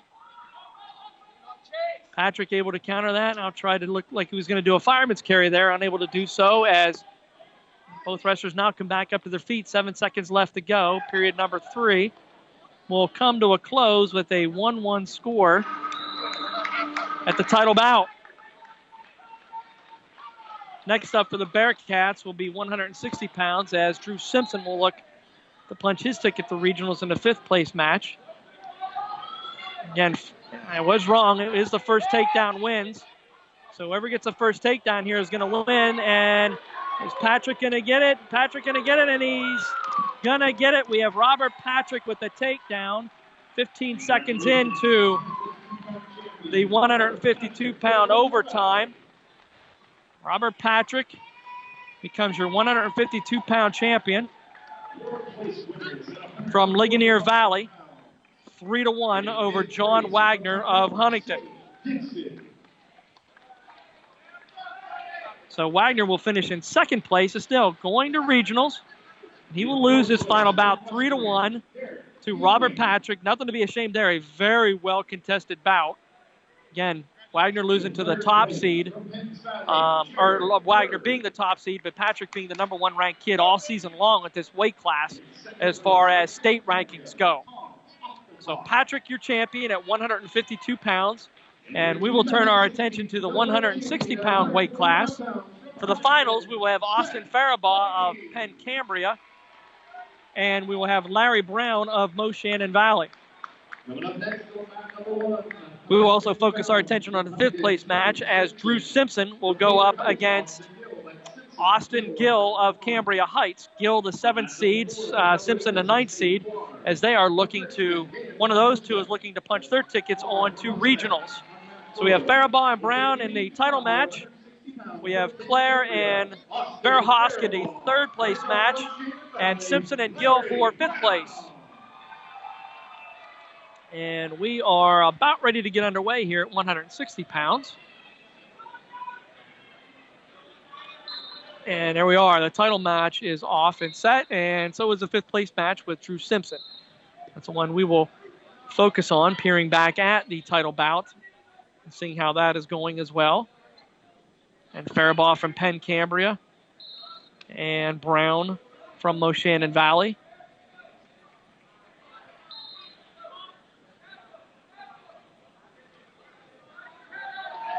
0-0 your bout score in the title match and 0-0 your bout score in the 5th place match. And now all of a sudden Gill able to slip behind Simpson and get the initial takedown, and Gill will go up 2-0 over Drew Simpson of Huntington. Gill from Cambria Heights. Drew Simpson from Huntington. Championship match, Faribaugh and Brown. 0-0 your score there.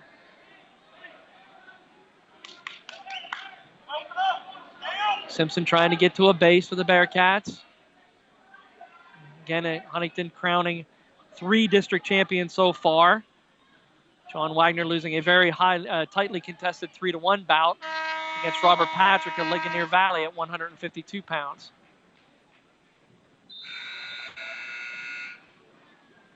Period number 1 ends in the 5th place match.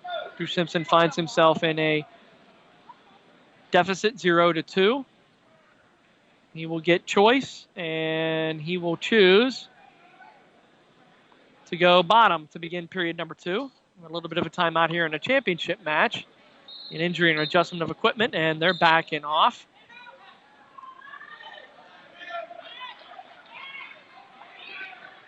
Simpson out on a quick escape, so it's 2-1.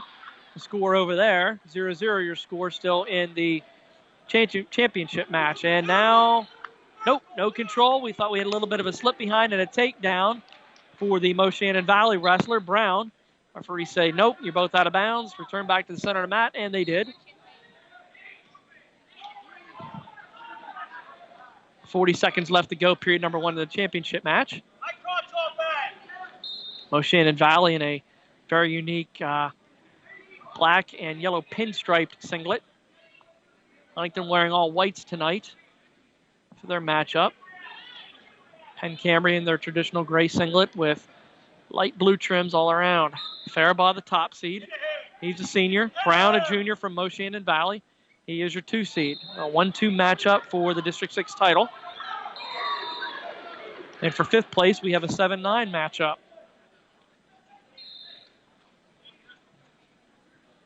59 seconds left to go, period number 2, 2-1. Still in favor of Gill.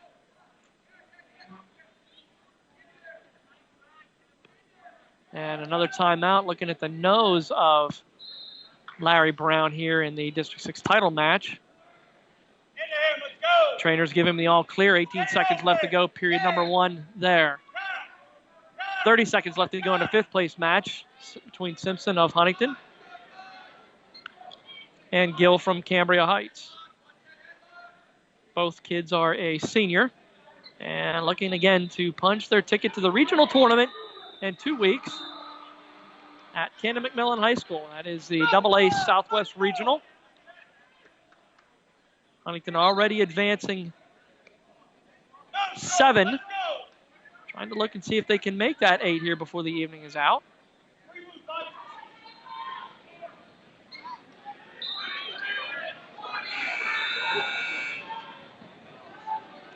As we begin period number 2 in the title bout, Larry Brown in the down position, Faribaugh up top. A little bit of a ride out of bounds, and both wrestlers return back to the center of the mat. 1:52 to go there, period number 2. As we begin period number 3 in the 5th place match. Gill taking the bottom position and out quickly, and he will move to a 3-1 lead over Drew Simpson of Huntingdon. A little timeout there for an adjustment on the headgear. Return to the neutral position, center of the mat.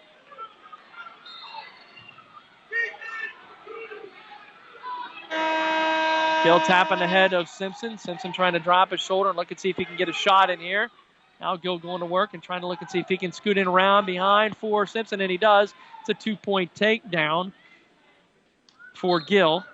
Austin Gill of Cambria Heights, and he moves out to a 5-1 lead over Drew Simpson of Huntingdon. As we look over here, we have a 2-0 lead for second-seeded Larry Brown of Moshannon Valley over the top seed, Austin Faribaugh.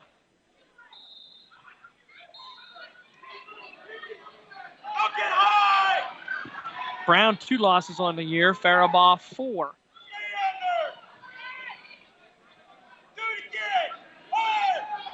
Brown with a real nice ride here on Faribaugh. Faribaugh trying to get a reversal. Now Brown heavy on the head of Faribaugh.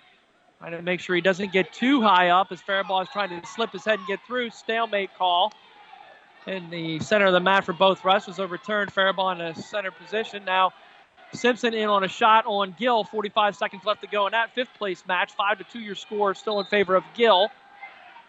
Simpson trying to drag Gill back in. Gill hops off the edge of the mat. 36 seconds left to go there. So Simpson got a lot of work to do here. He's basically got to get a takedown and some near fall points or hit a 5-point move somehow and get it all in one shot. He's capable of it. He does like to throw. He will go upper body and try to attempt to throw if he can. I wouldn't be surprised to see him start throwing the kitchen sink here. 20 seconds left to go. He's going to have to try something. Both wrestlers go off the edge of the mat. Again, 5-2 your lead for Austin Gill of Cambria Heights over Drew Simpson of Huntingdon. We go back to the championship match. It is 2-1 now in favor of Larry Brown of Moshannon Valley. Is Faribaugh able to get an escape? 9 seconds left to go in period number 2 on that one. And we're going to move to the 3rd period in the championship battle. Now we have a stall warning on Gill, but it is not going to matter as Gill from Cambria Heights is going to advance. Drew Simpson is going to finish in 6th place with a 5-2 loss. And he will finish in 6th for the Bearcats. So Simpson not able to get it done and move on to regionals. A 5-2. I'm sure a heartbreaking as Drew had an outstanding tournament. He was seeded 9th, had the top seed in all kinds of trouble in the quarterfinals. Able to battle back to the 5th, 6th place match. So he bettered his seed by at least 3 and able to score some critical team points for Huntingdon in order for them to secure their 2nd straight AA championship. Now we have a 2-1 score here, still in favor of the Moshannon Valley wrestler, Larry Brown, over Austin Faribaugh, as we'll now concentrate on the title match here at 160 pounds. Brown will cut him loose, and we are knotted up at 2. Faribaugh and Brown tied at 2, 1:14 to go, period number 3.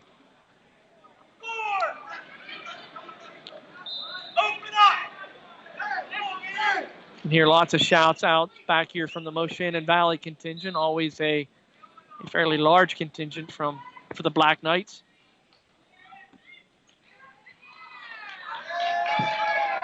2-2 your score here in the 160-pound championship.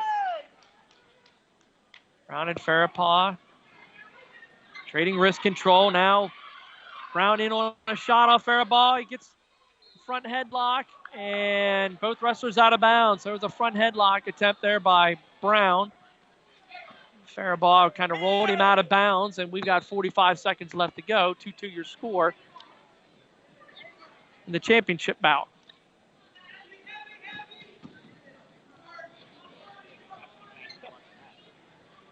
Brown and Faribaugh trading wrist control. Brown drops down to 2 knees, center of the mat. Lots of chance for for Brown to snap the head and go.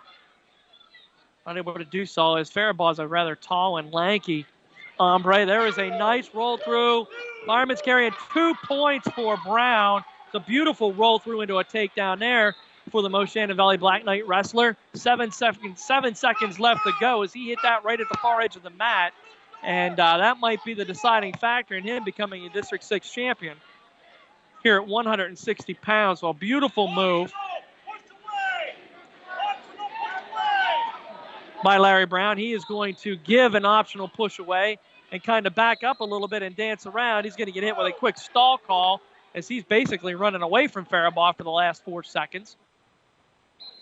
And Brown will continue to back up, look to see what he can do, and that will end it as Larry Brown of Moshannon Valley will become your District 6 AA champion at 160 pounds. It's Brown of Moshannon Valley, the number 2 seed, 4-2 over Faribaugh of Penn Cambria. We'll move on to 170 pounds, where it'll be junior Jacob Oliver of Huntington, in 3rd place from Central, Bryce Biddle. 25-2 on the year. Has pins in all 3 of his matches, 20 seconds, 44 seconds, and 2 minutes and 22 seconds heading into the finals. And he will face Anthony Walters of Westmont Hilltop with the same exact record, 25-2 heading into here. He also recording falls in all of his matches, 55 seconds in the first one, 4:45 in the second one, then a technical fall in the semifinal match to advance on to the finals. So we will get ready to start the 170-pound weight class here at the District 6 AA Championship. So as we look out here on the mat, Anthony Walters, a very well put together 170-pound wrestler. I am sure that this is something that has Huntington concerned, as you know, Jacob Oliver still nursing that labrum injury that he suffered early on. But you know, Oliver about as physical as they come. But now we see Walters in on a quick shot, in on a single leg attempt and a trip attempt. Both wrestlers go out of bounds and no position gained by either. So we're still back at the neutral here at the first period of the 170-pound AA championship. Jacob Oliver, very, very physical in his semifinal match, which was a good sign, as he was able to I take Alan Kane down on 2 separate occasions and named some cross faces and then able to turn him in 2 minutes and 22 seconds. And Oliver, a PIAA runner-up last year, losing to Jake Wenzel in the state finals. And there looks like almost a takedown attempt for Oliver, but at the edge of the mat. So referees say both wrestlers out of bounds. 1:25 to go, period number 1. And Huntington wearing their white singlets tonight. Westmont Hilltop in a red singlet. Walters a sophomore, Oliver a junior. Oliver looking to get his offense going now, looking to jack up Walters, maybe to see if he can throw him or not. And able to try to work a high-low situation here. Do a little chain wrestling. Jake pretty good at that. So from high to low, he's able to change positions pretty good. It's one of his specialties. There's a single leg attempt by Oliver. Walters able to fight that off.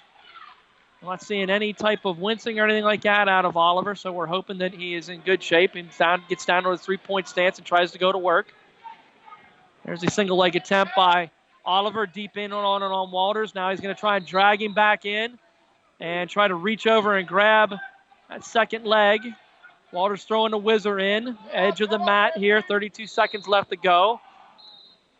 A little bit of a potentially dangerous, so Oliver in on a deep single leg. Walters able to throw in that whizzer here at the edge of the mat, and you have a little bit of a timeout here. One of the wrestlers may be bleeding or something. I'm not quite sure what's going on.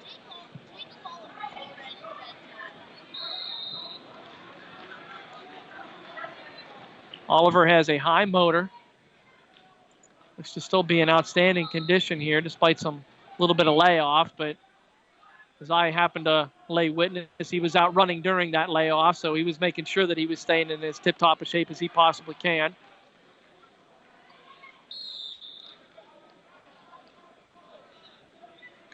So it looks like they're wiping up some blood here in the middle and the edges of the mat. Not quite sure which wrestler it is. It must be Walters as the trainer's over there. Yep, it's Walters. The trainer's over there looking at him. 0-0 your score here. 31 seconds left to go. Period number 1. Now they cut the blood time. Walters back out on the mat. Wrestlers in the center. We're off and going here again at 170 pounds. And Oliver with that typical 3-point stance and tries to go after Walters. Russian tie, single leg shot attempt by Oliver, then a throwdown attempt, and we got a 2-point takedown now for Walters as he's able to jump down to the ankles of Oliver and get a 2-point takedown. 14 seconds left to go. Oliver will find himself in an 0-2 deficit. Period number 1. Oliver will look to get out quickly here and be able to get that point. He's able to try to sit out. Walters saying, nope, not going to happen. And he's trying to roll through. And Walters in control of Oliver. 5 seconds left to go. Period number 1 is going to come to a close. And Jacob Oliver's going to find himself in an 0-2 hole.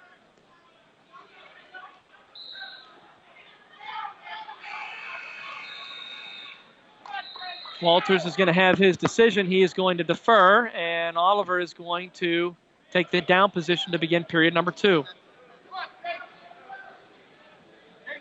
And Jake in a bit of a battle here. Again, this is a matchup that had the coaches a little bit worried, mainly because of they wanted to see what type of reaction Jake would have with his shoulder, see if there was any rustiness with the layoff. Walters a solid wrestler himself. Now Oliver trying to get up to his feet, and Walters able to control Oliver and put him back down and belly him out and rolls out of bounds. 1:54 to go.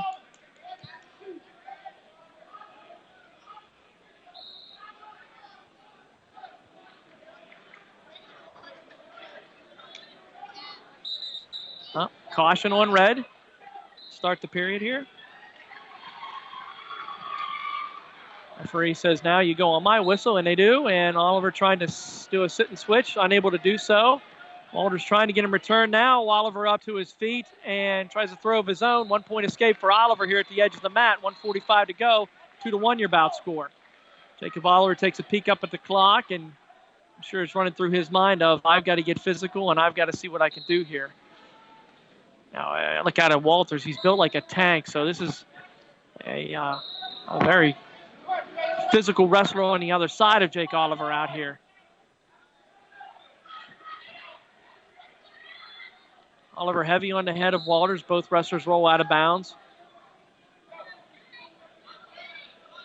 1:32 to go. More blood time here, it looks like. Yep, blood time for the Westmont Hilltop wrestler as Oliver comes over here and tries to dust off what was left on him. And they'll go to work. Trying to stop that blood coming out of the nose of Walters. 5 minutes of blood time allotted. If you're not able to get it stopped within that time period, and it's an injury default to the other wrestler. They cut the blood time. 1:32 left, or 1:32 used on that, and both wrestlers return back to the center of the mat.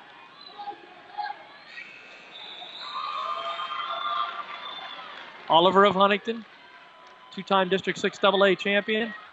Walters of Westmont Hilltop battling it out here at 170. And Walters unable to scoot around behind Oliver before they go out of bounds. 2-1 your score, still in favor of Walters of Westmont Hilltop.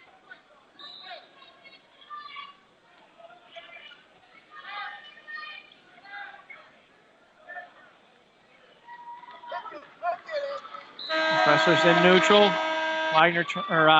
Oliver trying to get his offense going. Tries to chop down on the hands, and we have more blood coming from the Westmont Hilltop wrestler as his nose plug fell out, and he's being directed to go back over to the bench. And they'll go back to work on trying to stop the blood for Anthony Walters. Chad States live at Elton Area High School. Tonight it is District 6 AA wrestling action. PIAA action tonight. Of course, regionals coming up soon as well, right, Chad?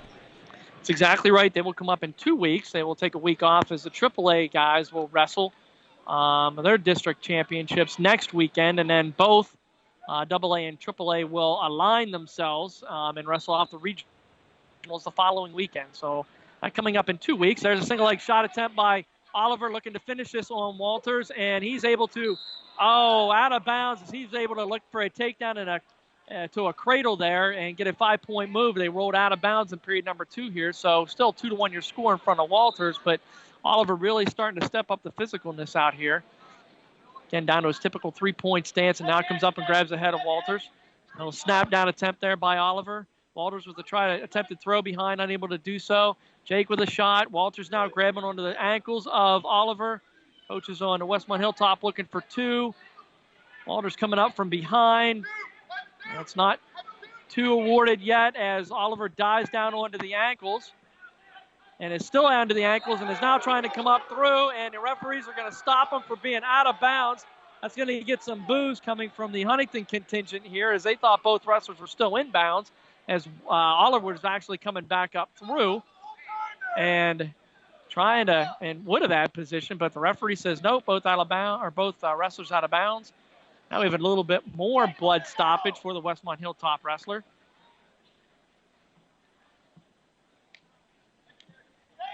Twenty-seven seconds left to go, period number 2. Again, Walters of Westmont Hilltop leading top-seeded Jacob Oliver of Huntington 2-1 by virtue of a takedown, and Oliver's point coming on escape. Now Walters trying to suck in the left leg of Oliver. Oliver trying to roll through and gaining the... And we got a scramble position out here, and we've got Walters with a nothing yet as in a big-time scramble position. Oliver holding on for dear life to the ankle of Walters, and we're going to have the period end on a massive scramble. Walters and Oliver scrambling here at the edge of the mat. Westmont thinking that they were able to get 2 for their wrestler, but Jacob Oliver doing a good job of diving down into the ankle and into the leg of Walters and preventing him from converting that takedown. So we're going to go to the third period. Jacob Oliver in a hole, 2-1. As this is a very, very active District 6 championship match.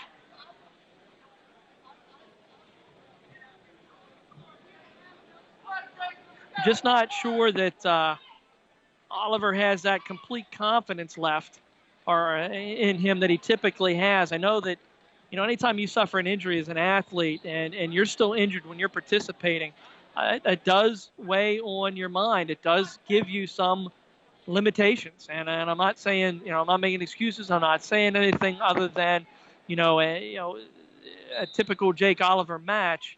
He has complete confidence in his total repertoire of moves and shots.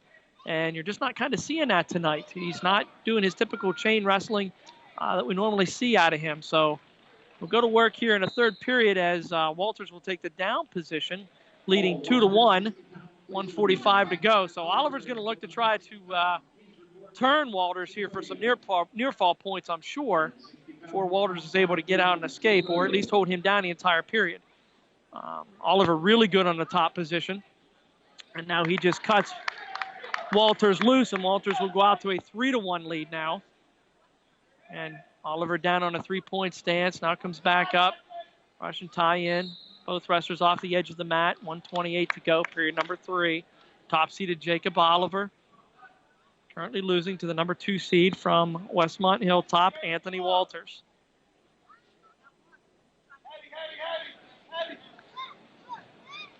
Was Oliver in on a double leg takedown, a shot.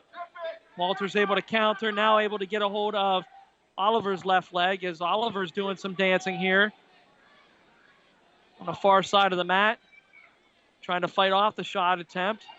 Walters trying to do a trip, and we are neutral with no position as Westmont Hilltop contingent is really disappointed in that, thinking that, hey, they were still on the edge of the mat. 1:03 to go, period number 3. Jacob Oliver of Huntingdon, he's got some work to do.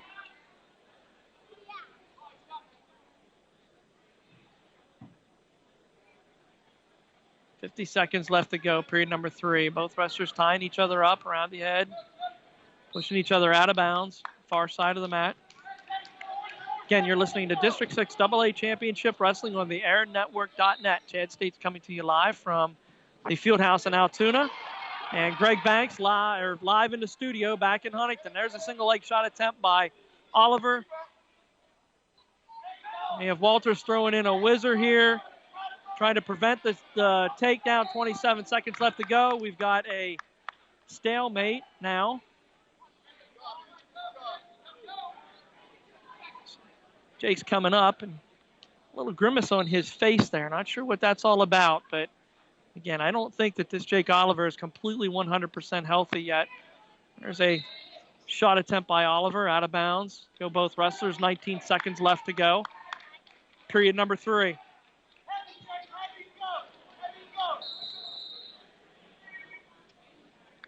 Caution now on Oliver for a quick start here on a referee's whistle.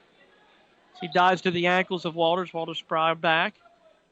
Both wrestlers on their feet, tied up here. 13 seconds left to go.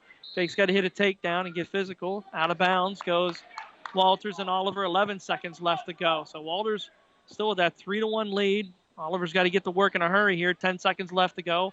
Walters kind of backing out. Oh, man.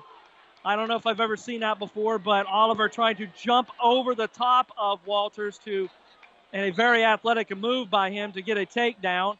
Unable to do so, and Walters from Westmont Hilltop is going to win this and be your District 6 champion at 170 pounds. Walters over Oliver of Huntingdon. Walters from Westmont Hilltop, the number 2 seed. 3-1 over Oliver of Huntingdon. And we will move on to 182 pounds. Not coming as it's an upset. We're not going to say that it's not an upset, because it definitely is, but this is still not a completely healthy Jacob Oliver that we are looking at here. Oliver going to lose 3-1 in the finals, and we will move on to 182 pounds. So Huntington still with 3 champions. Colin Glorioso at 132 pounds, Tyler Scott at 138, and Seth Bainey at 145 pounds. Jacob Oliver and John Wagner both finishing in second place. And we will have one more finals match for Huntington. It'll be top-seeded Logan Fisher. He will wrestle the 195-pound match against Clayton Green of West Branch. We will first have 182 pounds for you. And the 182-pound match will feature Adam Rigney from Mount Union, senior, 27-5 on the year. He reaches the finals by recording 3 falls on the way. First one in 1 minute 26 seconds. He will get the fall in the quarterfinals and 3:33, and then he will pin the top seed Nathan Trottier of Ligonier Valley in 5:59. He will face Jacob Driscoll of Penn Cambria. Driscoll 26-5 on the year, following his first match, and a major decision 12-2 in the quarterfinal match, and then a 4-2 sudden victory over Cameron Norris of Central, move him into the final. So we've got Rigney of Mount Union and Driscoll of Penn Cambria. 30 seconds into the match, 0-0 your score. And Rigney a bit of a surprise here as the 4 seed. Driscoll no surprise as the 2 seed.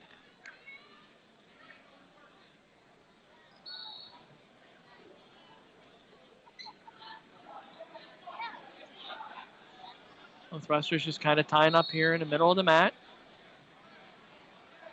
Mount Union wearing their navy blue and gold trim singlets with their names on the back, so it's real easy to recognize which one Rigney is because it says Rigney on the back of it, but also Jacob Driscoll of Penn Cambria, his name splashed on the back as well, which seems to be a bit of a theme as they've kind of got that amalgamated type of singlet going on there, or subligated, I should say, whatever you're looking at, that kind of splashier type of singlet. Apologize for the misuse of the vernacular there, but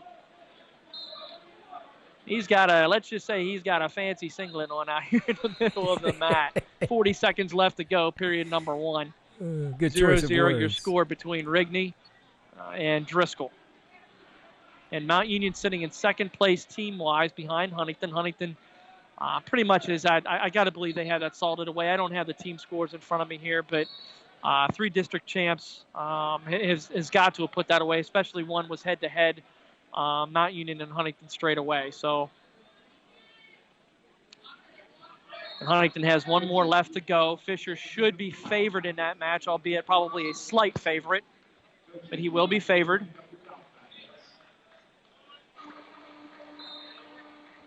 So I look back through the crowd here. Still a good, strong Huntington contingent up here as they walk in, and it's kind of funny when you come into the Altoona Fieldhouse, you can always recognize where your section is because it's the same section every year. Huntington walks in and they take the upper right-hand section.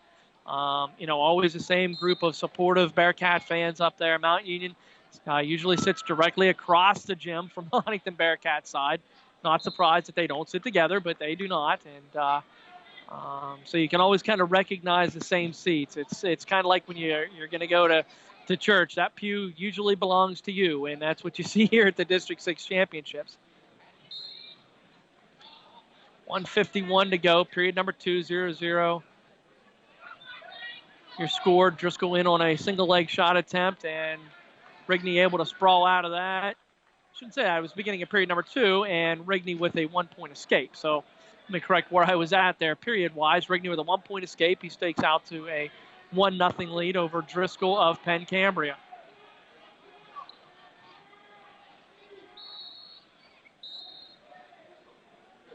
Referee raises his arms, meaning both wrestlers out of bounds will return back to the center of the mat.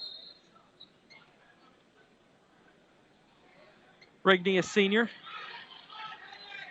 And Driscoll in on a single leg shot attempt deep in on the left leg of Rigney, and there's 2 points awarded for him, and he will get a 1 swipe on near fall points, and Rigney will kind of scoot back out, so no near fall points awarded as referee says you're only going to get a 1 count, so we're now out to a 2-1 lead for Driscoll of Penn Cambria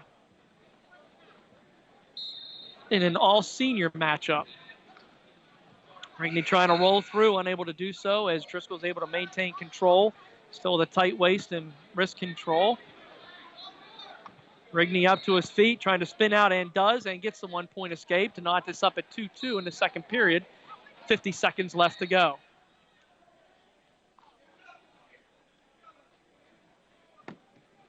Again, 182-pound championship from the Altoona Fieldhouse. Not many surprises tonight, but one that will be one. When you read the papers tomorrow is top seed Jake Oliver losing to Anthony Walters by virtue of a 3-1 decision. Now Driscoll in and trying to secure a takedown here on Rigney. Not able to do so quite yet, as Rigney still has the left leg of Driscoll, so no control for either wrestler at this point. 13 seconds left to go. Not two awarded, no control yet. Referee says you're both off the edge of the mat. 11 seconds left to go in a title bout. 2-2 your score. Stay tuned at the conclusion of the heavyweight bout. We will try to stay on the air for as long as possible to make sure that we got that team score secured and know exactly who our champion is by how many and what the points were. Period comes to an end. We move on to period number 3. 2-2. Driscoll will take the bottom position. And we'll look to quickly get up to his feet and slip out as Rigney's unable to hold him, and he is out within 6 seconds. And Driscoll now out to a 3-2 lead. Rigney tying up the wrists of Driscoll. Now Driscoll tying up the wrists of Rigney. Just kind of flipping back and forth. We would never say that our wrestlers are holding hands. They're always just tying up the wrists. Never, ever, ever say that in this sport. They push each other out of bounds. 1:29 to go, period number 3. Both wrestlers return back to the center of the mat.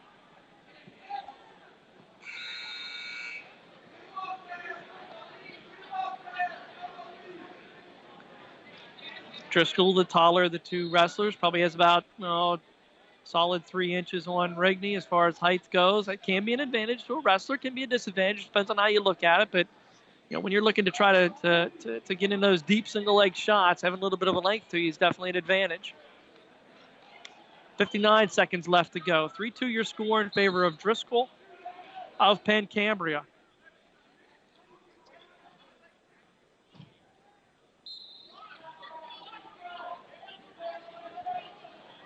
There's a shot attempt by Rigby. Driscoll able to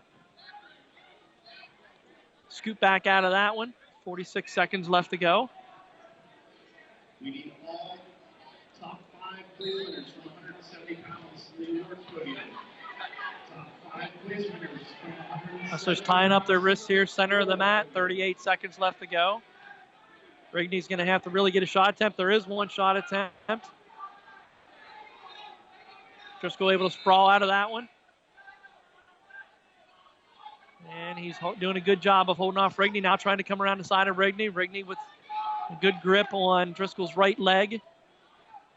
And now Rigney coming up to his feet. Driscoll coming up to their feet. Referee says stalemate, 13 seconds left to go. Jacob Driscoll of Penn Cambria, 3-2 lead. Going to hold off Adam Rigney of Mount Union. 3 seconds left to go, and it looks like Driscoll is going to win this one. As an absolute miracle happens. There's a shot by Rigney. Driscoll just kind of steps away, pushes down on the head, and he will win the District 6 title at 182 pounds. Jacob Driscoll of Penn Cambria, a 3-2 winner. He is the number 2 seed, a 3-2 winner over Adam Rigney of Mount Union. That'll push us out to 195 pounds, where we will have Logan Fisher of Huntingdon, the top seed, against Clayton Green of West Branch, the 2 seed. Logan Fisher, 26-8 starting into the tournament tonight. He wins his first match by fall in 1 minute and 9 seconds. His second match by technical fall, 16-0 in 4:54, and then a 10-3 major decision over Jerry Moore of Blairsville in the semifinals. Clayton Green entering the tournament with a 26-1 record. He wins his first match by fall in 1:43, his second match by fall in 5:36, and then a close 5-4 decision over Austin Barber of Greater Johnstown in the semifinal. So it's going to be Fisher versus Green for the championship at 195 pounds.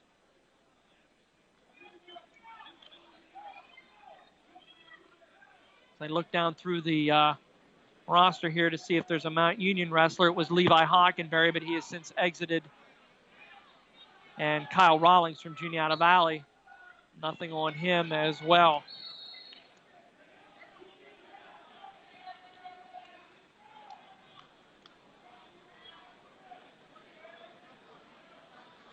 And we're getting ready to get started here at the 195-pound weight class. District 6 AA championship. While we wait for the last 25 seconds, we'll throw it back to Greg Banks in the studio for a quick spot, if he could. Greg? Hey, doing a great job, Chad. Keep up the great work. Tonight's broadcast has been underwritten by Huntingdon High School alumnus throughout the nation. Huntingdon High School has provided our alums with quality education through our developing years, and for that we are grateful. And we remain lifelong Bearcat fans. From the class of 69 and 72, go Cats, continue success now and in the future. Now back to Chad States, Altoona High School. Yeah, we are just waiting on the 195-pound match. As we're waiting for the conclusion of the final 182-pound match, which is a fifth-place bout. And that has just ended. 6 seconds. Nope, 6 seconds. Nope, it is over. It shows 6 seconds on the clock, but must be an error as they reset that sucker. And the fifth-place bout has ended at 182 pounds, and we will get ready to go to 195 pounds. And again, senior Logan Fisher, the sixth Bearcat in the finals tonight, in the final one. We will have one more Bearcat to go as brother Landon will wrestle in the 220-pound fifth-place match with a trip to regionals on the line. Huntington currently 0-2 in those spots as Jake Wagner lost his fifth-place bout, and so did Drew Simpson.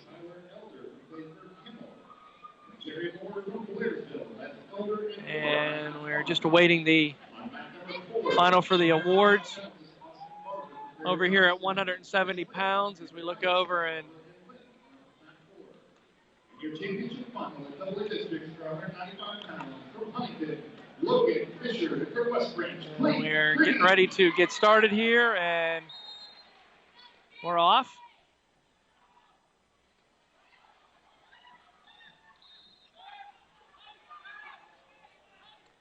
Fisher in on a quick single leg of Green.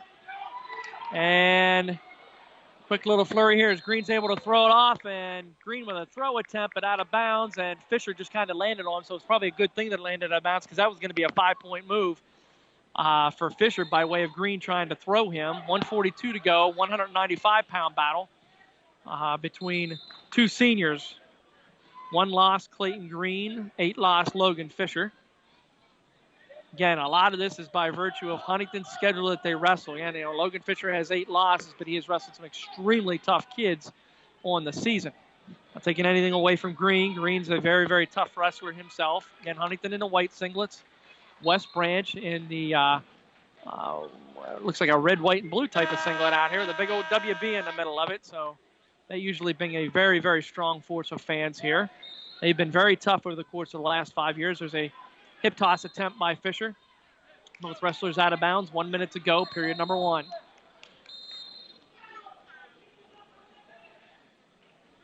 Russian ties here in the beginning. In the middle of the mat. 0-0 still your score.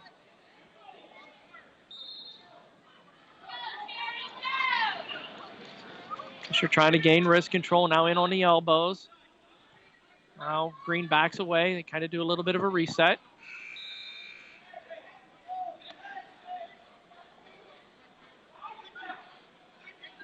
There's Fisher on a drop-down ankle pick attempt. Green steps away from that. 26 seconds left to go, period number 1. And Logan Fisher, the last of 6 Bearcats in the finals. And there is a shot attempt by Green. Is he able to convert for a takedown? And Green will come out on top 2-0 right now over Fisher of Huntington. 2-0 will be your score heading into period number 2. Green over Fisher. Green with the choice. He will defer. Fisher will take down to begin the period. Again, 195-pound championship. 2 seniors going at it. So pretty much a theme here. It's been a pretty senior-dominated set of finals. Green will just push Fisher away. Now it is 2-1. Fisher will go to work. Trying to look for wrist control. Heavy on the head of Green, center of the mat.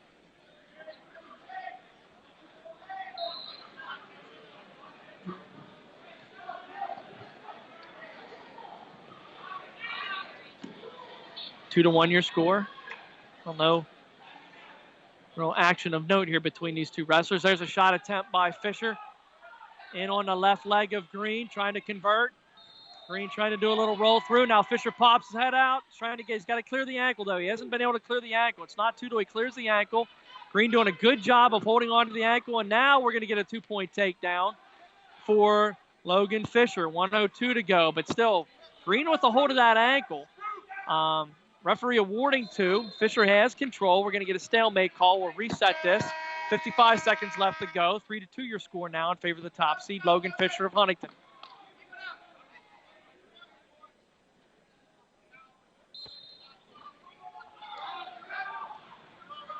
Green trying to sit through and get out for a 1-point escape, and he does not. Nope, they do award it. They rolled through. They're going to give Green a 1-point escape. 3-3 your score, period number 2.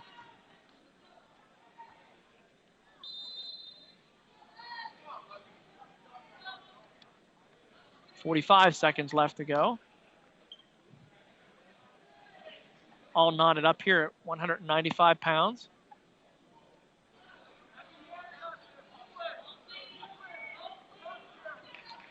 Wrestlers tying up the wrists. Step back from each other. Take a look at the clock. Say, hey, I got 25 seconds left to work. We'll see what happens here. Fisher trying to get wrist control of Green. Green steps away. Fisher backs up a little bit. Now they tie up each other. 6 seconds left to go. It looks like both wrestlers are kind of content going into the third period tied, and that is exactly what we will do. 3-3 your score. As Green will take the bottom position, and we'll see what Fisher's able to do on top. Again, one of the good things you've seen all year long out of the Huntington wrestlers is being able to be very, very good on top. Fisher being one of those, but again, it gets tougher here as you get to the district final level, and you just saw that as Green's able to get an escape in 6 seconds. Fisher just kind of, Green set up real quick, and Fisher just kind of pushed him away and said, hey, I'd like to live another day here, and he will go down 4-3 in the final. Fisher's going to need a takedown here to win this, obviously. Both wrestlers tied up far side of the mat. Out of bounds they go. 1 minute, 30 seconds left to go.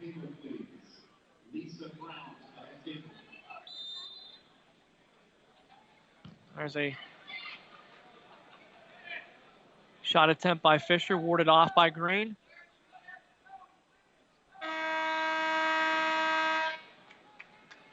And both wrestlers to their feet, controlling the elbows is Fisher. Now he kind of slaps them away, backs up, readjusts his headgear, and back into it.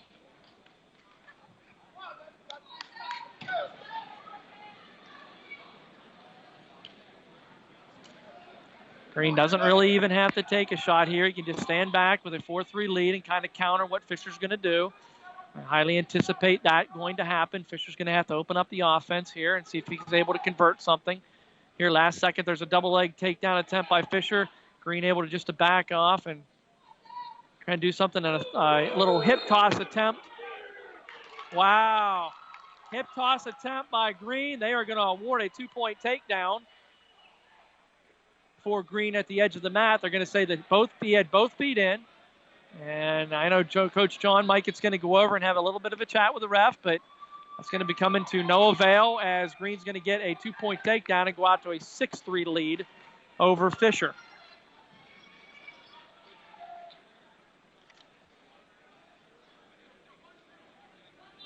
So 6-3 lead for Green over the top seed Fisher. Wrestler's out of bounds with 28 seconds left to go. Fisher's going to have to come up with something big here. First, he's got to get out from bottom unless he's able to hit a reversal and get Green to his back. I would say the way this match has gone, that's kind of unlikely, but you never know what can happen here in the final moments of a wrestling match.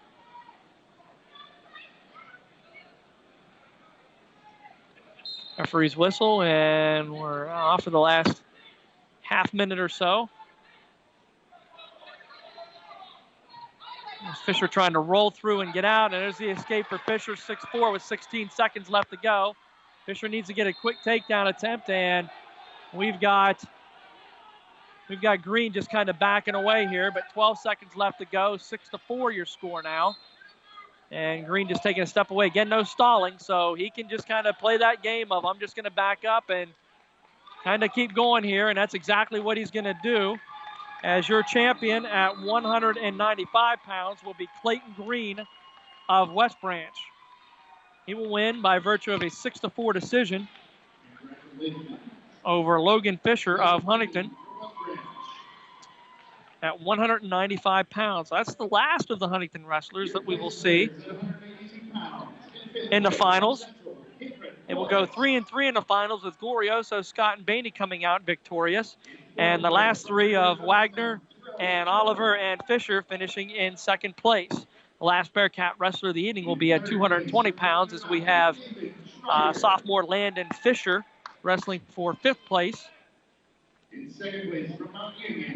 at 220 pounds. The 220-pound championship will be Josiah Jones of Westmont Hilltop and Vincent McDowell of West Branch. West Branch having a nice final session here. It's not totally unexpected as they've had a strong high school wrestling program over the course of the last 5, 6, maybe even 7, 8 years here. You mentioned a name earlier this evening from West Branch, or perhaps in the semifinals. Notable family from West Branch, the Yinglings. Used to be a bunch of them up in that area at one time. West Branch. We are getting ready to get underway here at 220 pounds. Landon Fisher, Logan's younger brother, wrestling for fifth place and trying to punch his ticket to Hershey as he is facing, I'll find his name, Riley Miller of United. He is a sophomore, 18-9. Fisher's coming out here at 220, but he's given up 20, 25 pounds every single time he steps on the mat. As maybe it's 20 pounds. I think his dad said he weighed in at 200 on the nose. So definitely wrestling up. But that kind of can have its advantage too, as he's shown some quickness here. But Miller, a lean-looking 220-pounder himself, and there's a hip toss and takedown for Fisher on the edge of the mat, and he will go out 2-0 in front of Miller. Landon trying to punch his ticket to regionals as we see what happens here. 2-0 your score, period number 1. Miller doing a sit and switch, and still no escape here. 7 seconds left to go, and we've got a reversal for Miller on Fisher. And it'll end period number 1, 2-2. We'll look over here at the 220-pound championship bout. Jones of Westmont Hilltop, McDowell of West Branch, 0-0 your score, 53 seconds left to go, period number 1.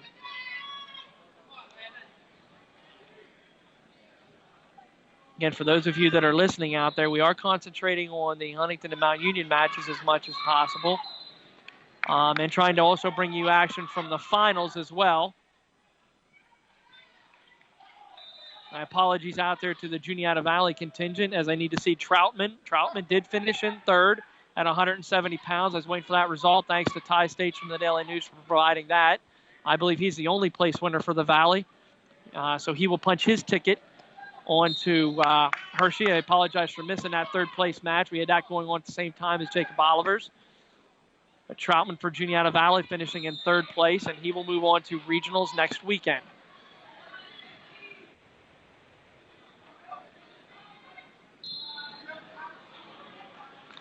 Got a 3-2 bout score over here. I believe that is in favor of the United wrestler, and it is. And out here for the district championship, we are still knotted at 0-0 with 5 seconds left to go in period number 1. Out of bounds goes both wrestlers in the 5th place bout. 1:04 to go. 3-2 your score, still in favor of Miller over Fisher. A quick timeout while Landon ties his shoes. Gets them buckled back in, and we're back off and running. Period number 2 on the championship bout. And Jones will take the bottom position to begin that.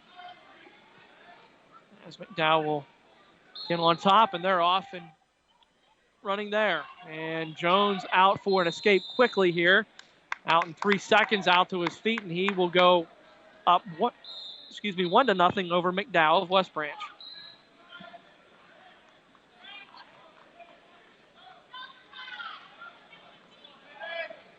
Look out here.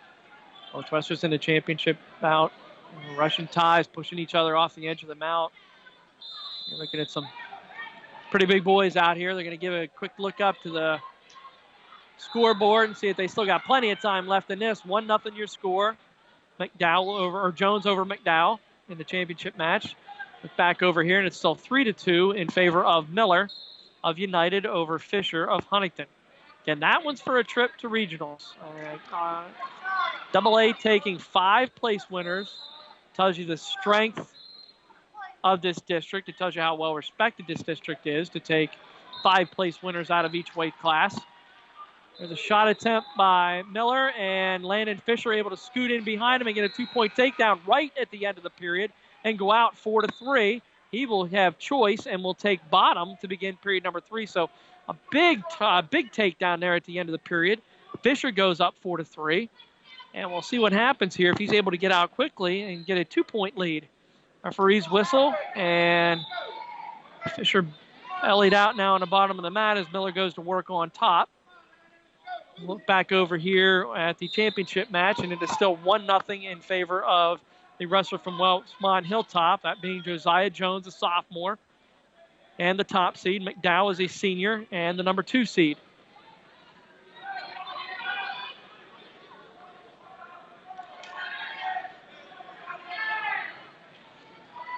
So Miller in control of Fisher, most likely trying to look and see if he can turn him before he cuts him loose, because if he's not able to turn him, he's going to lose this match. He's going to try to work that as hard as he can before he cuts him loose and then goes for a takedown. Fisher kind of bellied out here. Bow up to his knees. 1:10 to go in that match. We'll peek back over here at the championship match. 31 seconds left to go, period number 2. Still 1-0 your score in favor of Josiah Jones of Westmont Hilltop. Westmont looking to claim back-to-back championships, and now Fisher still bellied out over here. 51 seconds left to go. Again, if Landon just stays here, he's going to win the match, so Miller's going to have to do something. If he can't get him turned, he's going to have to cut him loose and go for a takedown. It's simple math at this point in time. Back over here at the championship match, second period, 7 seconds left to go, still a 1-0 lead.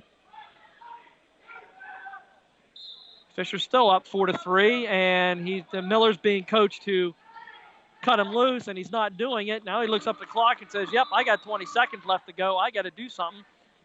Fisher cut loose, goes out to a 5-3 lead with 12 seconds left to go. So not quite sure what Miller was thinking. He really needed to cut Fisher loose there earlier. No stall warnings in this match. So, again, Fisher can dance around, try to stay away from him. Doesn't really need to engage him too much. Just stay heavy on the head. Russian ties, work it through, and he's going to regionals. Landon Fisher coming in here as the 8th seed. He is going to win the 5th place match, and he is going to punch his ticket to regionals with a 5-3 decision over Miller of United. So congratulations to Landon Fisher he will make a trip with his brother to regionals in 2 weeks. Outstanding job by Landon. Just an outstanding job. Good job, Landon. Give him a big fist bump as he goes through, as he just had an outstanding tournament. A really, really good tournament for Landon Fisher there. Again, he's a kid who's walking into this gym. He's given up a lot of weight. He's a 195-pounder naturally, wrestling up at 220 to give Huntington those much-needed points at that weight class and doing a good job. Now we'll come back here and focus on the championship match. 1:22 to go, period number 3. Tied score now as McDowell is able to get out on an escape. So we are at 1-1, 1:14 to go. Both wrestlers tied up here in the middle of the mat. Jones looking to control the wrists of McDowell, now out of bounds, 1:06 to go. That'll be the end of the Huntington contingent. Mount Union will have one more, as they will have Mason Hockenberry in the heavyweight championship.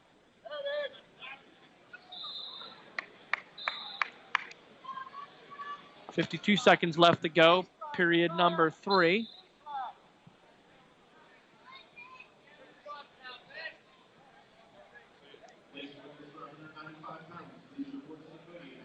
There's Jones in on a shot attempt. McDowell sprawling back out. Both wrestlers out of bounds. 41 seconds left to go. Gym's starting to empty out a little bit now at the conclusion of 220 as we whittle down the weight classes here. I think you want to stick around, as 220 or the heavyweight weight class can always be an adventure. Wrestlers out of bounds, 24 seconds left to go. 1-1, 220-pound title bout between Josiah Jones of Westmont Hilltop and Vincent McDowell of West Branch.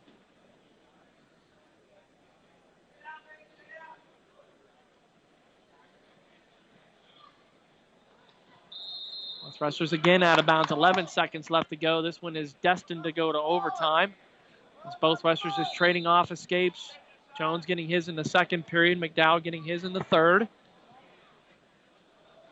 And that's exactly what's going to happen, as we are going to move to the overtime. And first takedown wins. I know I incorrectly stated that earlier in the session, thinking that they had to wrestle the full minute. They do not. That is in college where they will wrestle out that full minute, but in high school, it's the first takedown wins. Just me getting a little bit confused as I watch a little bit too much college wrestling sometimes. And there's a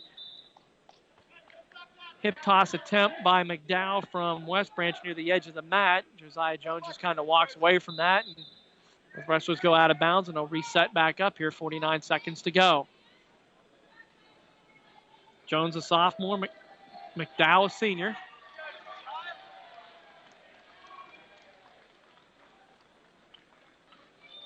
Not seen any of the wrestlers go to the 30-second ride out yet. That has not happened in overtime.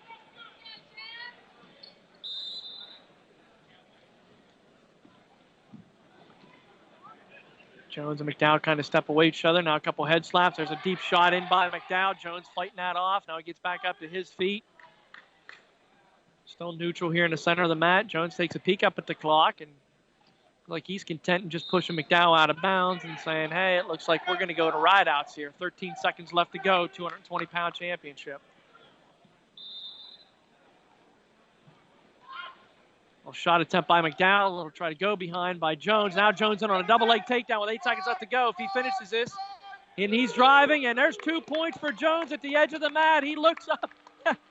He gets a takedown at the very edge of the mat with 4 seconds left. He looks up and shakes his head and knew he had the district title in his hand. And Josiah Jones of Westmont Hilltop will win 3-1 over Vincent McDowell of West Branch and become your 220-pound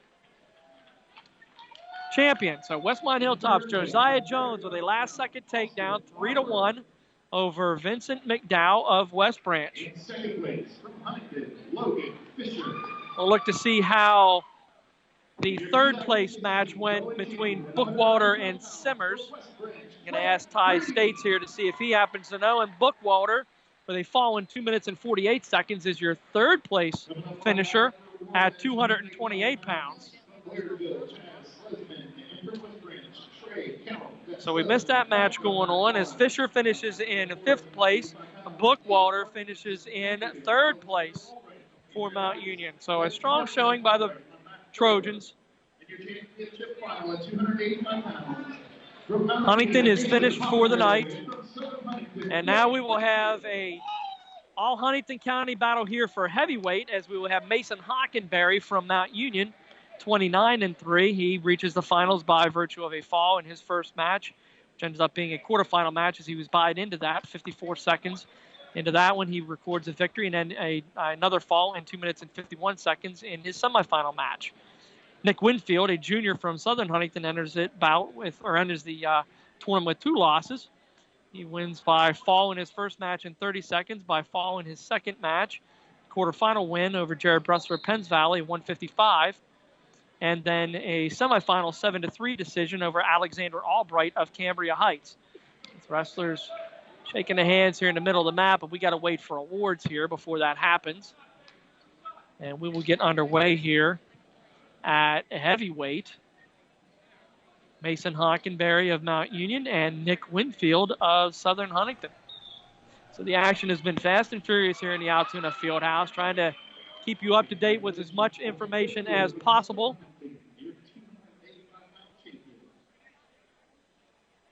And what's happening here? We have an injury default. So it looks like Hockenberry is going to injury default out of the championship bout, and Winfield is going to be your District 6 champ by virtue of an injury default.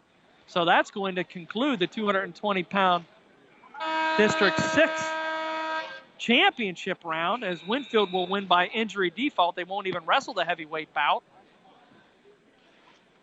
And that will be it for us here, Greg. We'll throw it back to you in the studio for a 2-minute timeout, and then we'll come back for a brief recap. Hopefully we'll be able to get team scores. Not sure if we're going to do that, but again, I really can't believe that Huntingdon would be anywhere less than in first place after crowning 3 champions in the championship round, and with Hockenberry not able to go in the heavyweight position. That would definitely tell me that it's a done deal here. So, all right. We'll throw it back to you for a 2-minute break and then come back here to wrap things up. All right. Thank you again. Chad States live from the Altoona Area High School Fieldhouse. District 6 AA Wrestling Tournament. And had a great night for Huntingdon. Kicking things off at 132. Colin Glorioso a winner. Scott at 138 and Bainey at 145. Couple of disappointments, but Chad will talk about that coming up as we wrap things up in about 2 minutes here on the airnetwork.net. Want to thank a couple of folks who support the airnetwork.net and our live sporting events from Huntingdon. Tonight's broadcast brought to you by our friends at the Huntingdon Drop-In Center at 512 Washington Street, downtown Huntingdon. They'll provide a wide range of social, educational, and recreational activities to the local mental health population. We also operate the County Fresh Express food distribution every month. The next Fresh Express food distribution is happening this coming Wednesday, February 24th at 512 Washington Street, downtown Huntingdon. It all gets underway at noon. Again, thank you for your continued support. Along with folks from Images Print Shop, downtown Huntingdon. You need something printed, whether it be a business card, newsletter, brochure, give them a call. Images Print Shop is 643-1796. They're open 9 a.m. to 3 p.m. Also, the broadcast brought to you and underwritten by Huntingdon High School alumnus throughout the nation. Huntingdon High has provided our alums with quality education through our developing years, and for that, we are grateful. Thanks again to the class of 69 and 72. Continued success to the Bearcats now and in the future. And tonight's broadcast brought to you by Pennswoods.net. If you're looking to buy, sell, or trade anything, check out free ads at Pennswoods.net, Pennsylvania's largest site for classified ads, and best of all, it's free. Pennswoods.net. Check it out. Hey, meanwhile, coming up in 2 weeks, Monday, February 29th, we debut Middays in Racetown Country. It's a local talk show, talking with guests from around the region, around the area, about socioeconomic problems, politics, perhaps, or we get your opinion daily, Monday through Friday from 10 a.m. to noon. It's a talk show that we're actually bringing in from Cambria County, and we're adapting it for Huntingdon County. as there's a lack of local talk, and so we'd love to talk to you. Get set for middays in Racetown Country with yours truly, Greg Banks, Monday through Friday, starting February 29th from 10 a.m. to noon, right here exclusively on the airnetwork.net. Hey, meanwhile, thanks again to all the supporters of Bearcat sports, wrestling, high school boys and girls basketball. Huntingdon High boys, by the way, in the District 6, round coming up on Monday. They'll be at Hollidaysburg High School. Hopefully we can get Jeff Speck on the air to give us an update during our Monday night sports talk. That'll be live Monday night from 7 until 8 p.m. right here on the Air Network. Meanwhile, Chad State's standing by in Altoona, perhaps with an update as we wrap things up from District 6 AA Wrestling Tournament. Chad? Thanks, Greg. We'll go back and give a brief update on the Huntington Wrestlers and also recap the finals. At 103 pounds, we will look at Josh Boozle from Mount Union being your 106-pound champion, 2-0 over Chase Proudfit of Penn Cambria. Move on to 113 pounds, Darren Urick of Penns Valley by virtue of a 5-2 decision over Jacob Powers of St. Joseph's Academy. He becomes your District 6 113-pound champion. Jake Wagner, unfortunately, drops his fifth place spot for Huntington as he lost 11-8. He will finish in sixth and not be able to move on to the regionals. At 120 pounds, we have Joseph Couteret of West Branch, 6-4 decision over Tyler Weilman of Juniata. And the third place match, it ended up being Dorian over Benson of Huntington, 3-1. So Isaac Benson will finish in fourth place. As we move on to 126 pounds, no surprise here, Max Murin from Central Cambria with a fall in 2 minutes and 52 seconds and becomes a District 6 champion at 126 pounds. As Andrew Tadero of Mount Union lost a fifth place match and was unable to move on to the regionals. 132 pounds, we have Colin Glorioso of Huntington, who wins by injury default over Jake Boozle of Mount Union, and we wish Jake nothing but the best as we hope that he is okay. He walked out of the gym very gingerly, and we are hoping that all is well with Jake. But Glorioso of Huntington will win the 132-pound weight class. We move on to 138 pounds, where Tyler Scott of Huntington wins 1-0 over Carnell Andrews of Westmont Hilltop. Robbie Steele finished in sixth place, unable to win his fifth place bout and move on to regionals, and he will end his career here at the District 6 title, or at the District 6 tournament. At 145 pounds, another little bit of a surprise, even though he's the top seed, Seth Bainey of Huntington with a 7-3 victory over Tom Oppendhoff of Central Cambria. Bainey hitting a 5-point move in the third period to get out to that 7-3 lead and move on as the district champion at 145 pounds. We'll move on to 152 as Robert Patrick of Ligonier Valley with a 3-1 overtime victory over John Wagner of Huntington. Not really much of a surprise. Again, Patrick, the number one ranked kid in the state at 152 pounds. John Wagner ranked in number 2, but Wagner proving that he is right there with Patrick all the way, and we look forward to future matchups between those two. We'll move on to 160 pounds as Larry Brown of Moshannon Valley wins by a 4-2 decision over Austin Faribaugh of Penn Cambria. Drew Simpson from Huntington dropping his fifth place bout, 5-2, finishing in sixth and just one place short of moving on to districts. Move on to 170 pounds, where we have the upset of the evening probably, as Anthony Walters of Westmont Hilltop wins 3-1 over Jacob Oliver of Huntington. Again, I still just don't think that Oliver is 100% healthy, but you know, as it goes, Walters wrestled a very, very good match, a very smart match, a very strong individual out there, and he is able to move on with a 3-1 decision. Also of note, we have Brent Troutman of Juniata Valley finishing in third place, and he will move on to regionals as he was able to defeat Alan Kane of Penns Valley by decision, third place bout.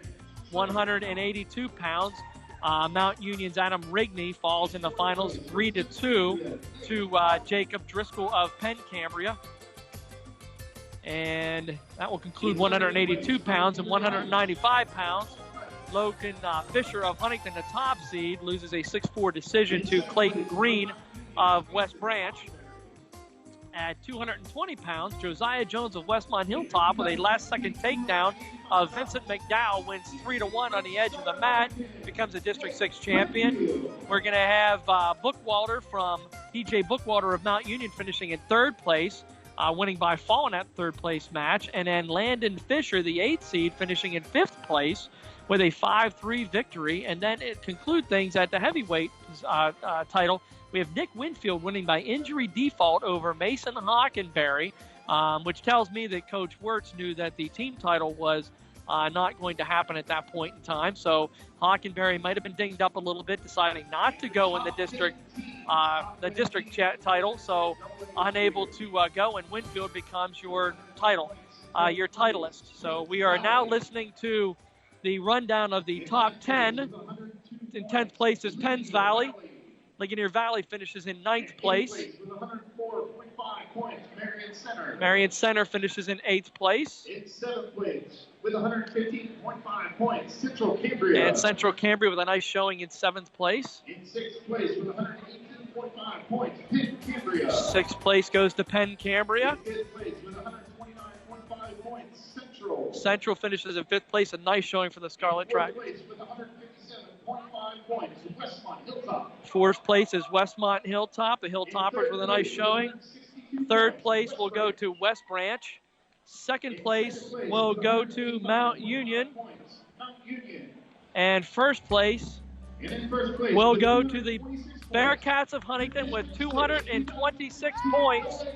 Your double six tournament champions, the Huntingdon Bearcats, with 226 tournament points. So congratulations to Coach John Mikan and his team. He crowns 3 champions here, 2 second place, a 5th place, a 4th. So the Huntingdon will have 8 kids moving on to regionals next weekend. So with that, that will conclude things as Huntington's getting their picture taken, holding the trophy out here in the middle of the Altoona Fieldhouse. Greg, that will conclude things here for the District 6 AA Championship. Back to you in the studios, and thanks to all listening. And now we just have an award. I'll take that back as Tyler Scott wins the Outstanding Wrestler Award. I was going to ask you. At 138 pounds. So congratulations to Tyler Scott in a very, very tough weight bracket. So Tyler Scott bringing home more hardware for the Bearcats with the OW.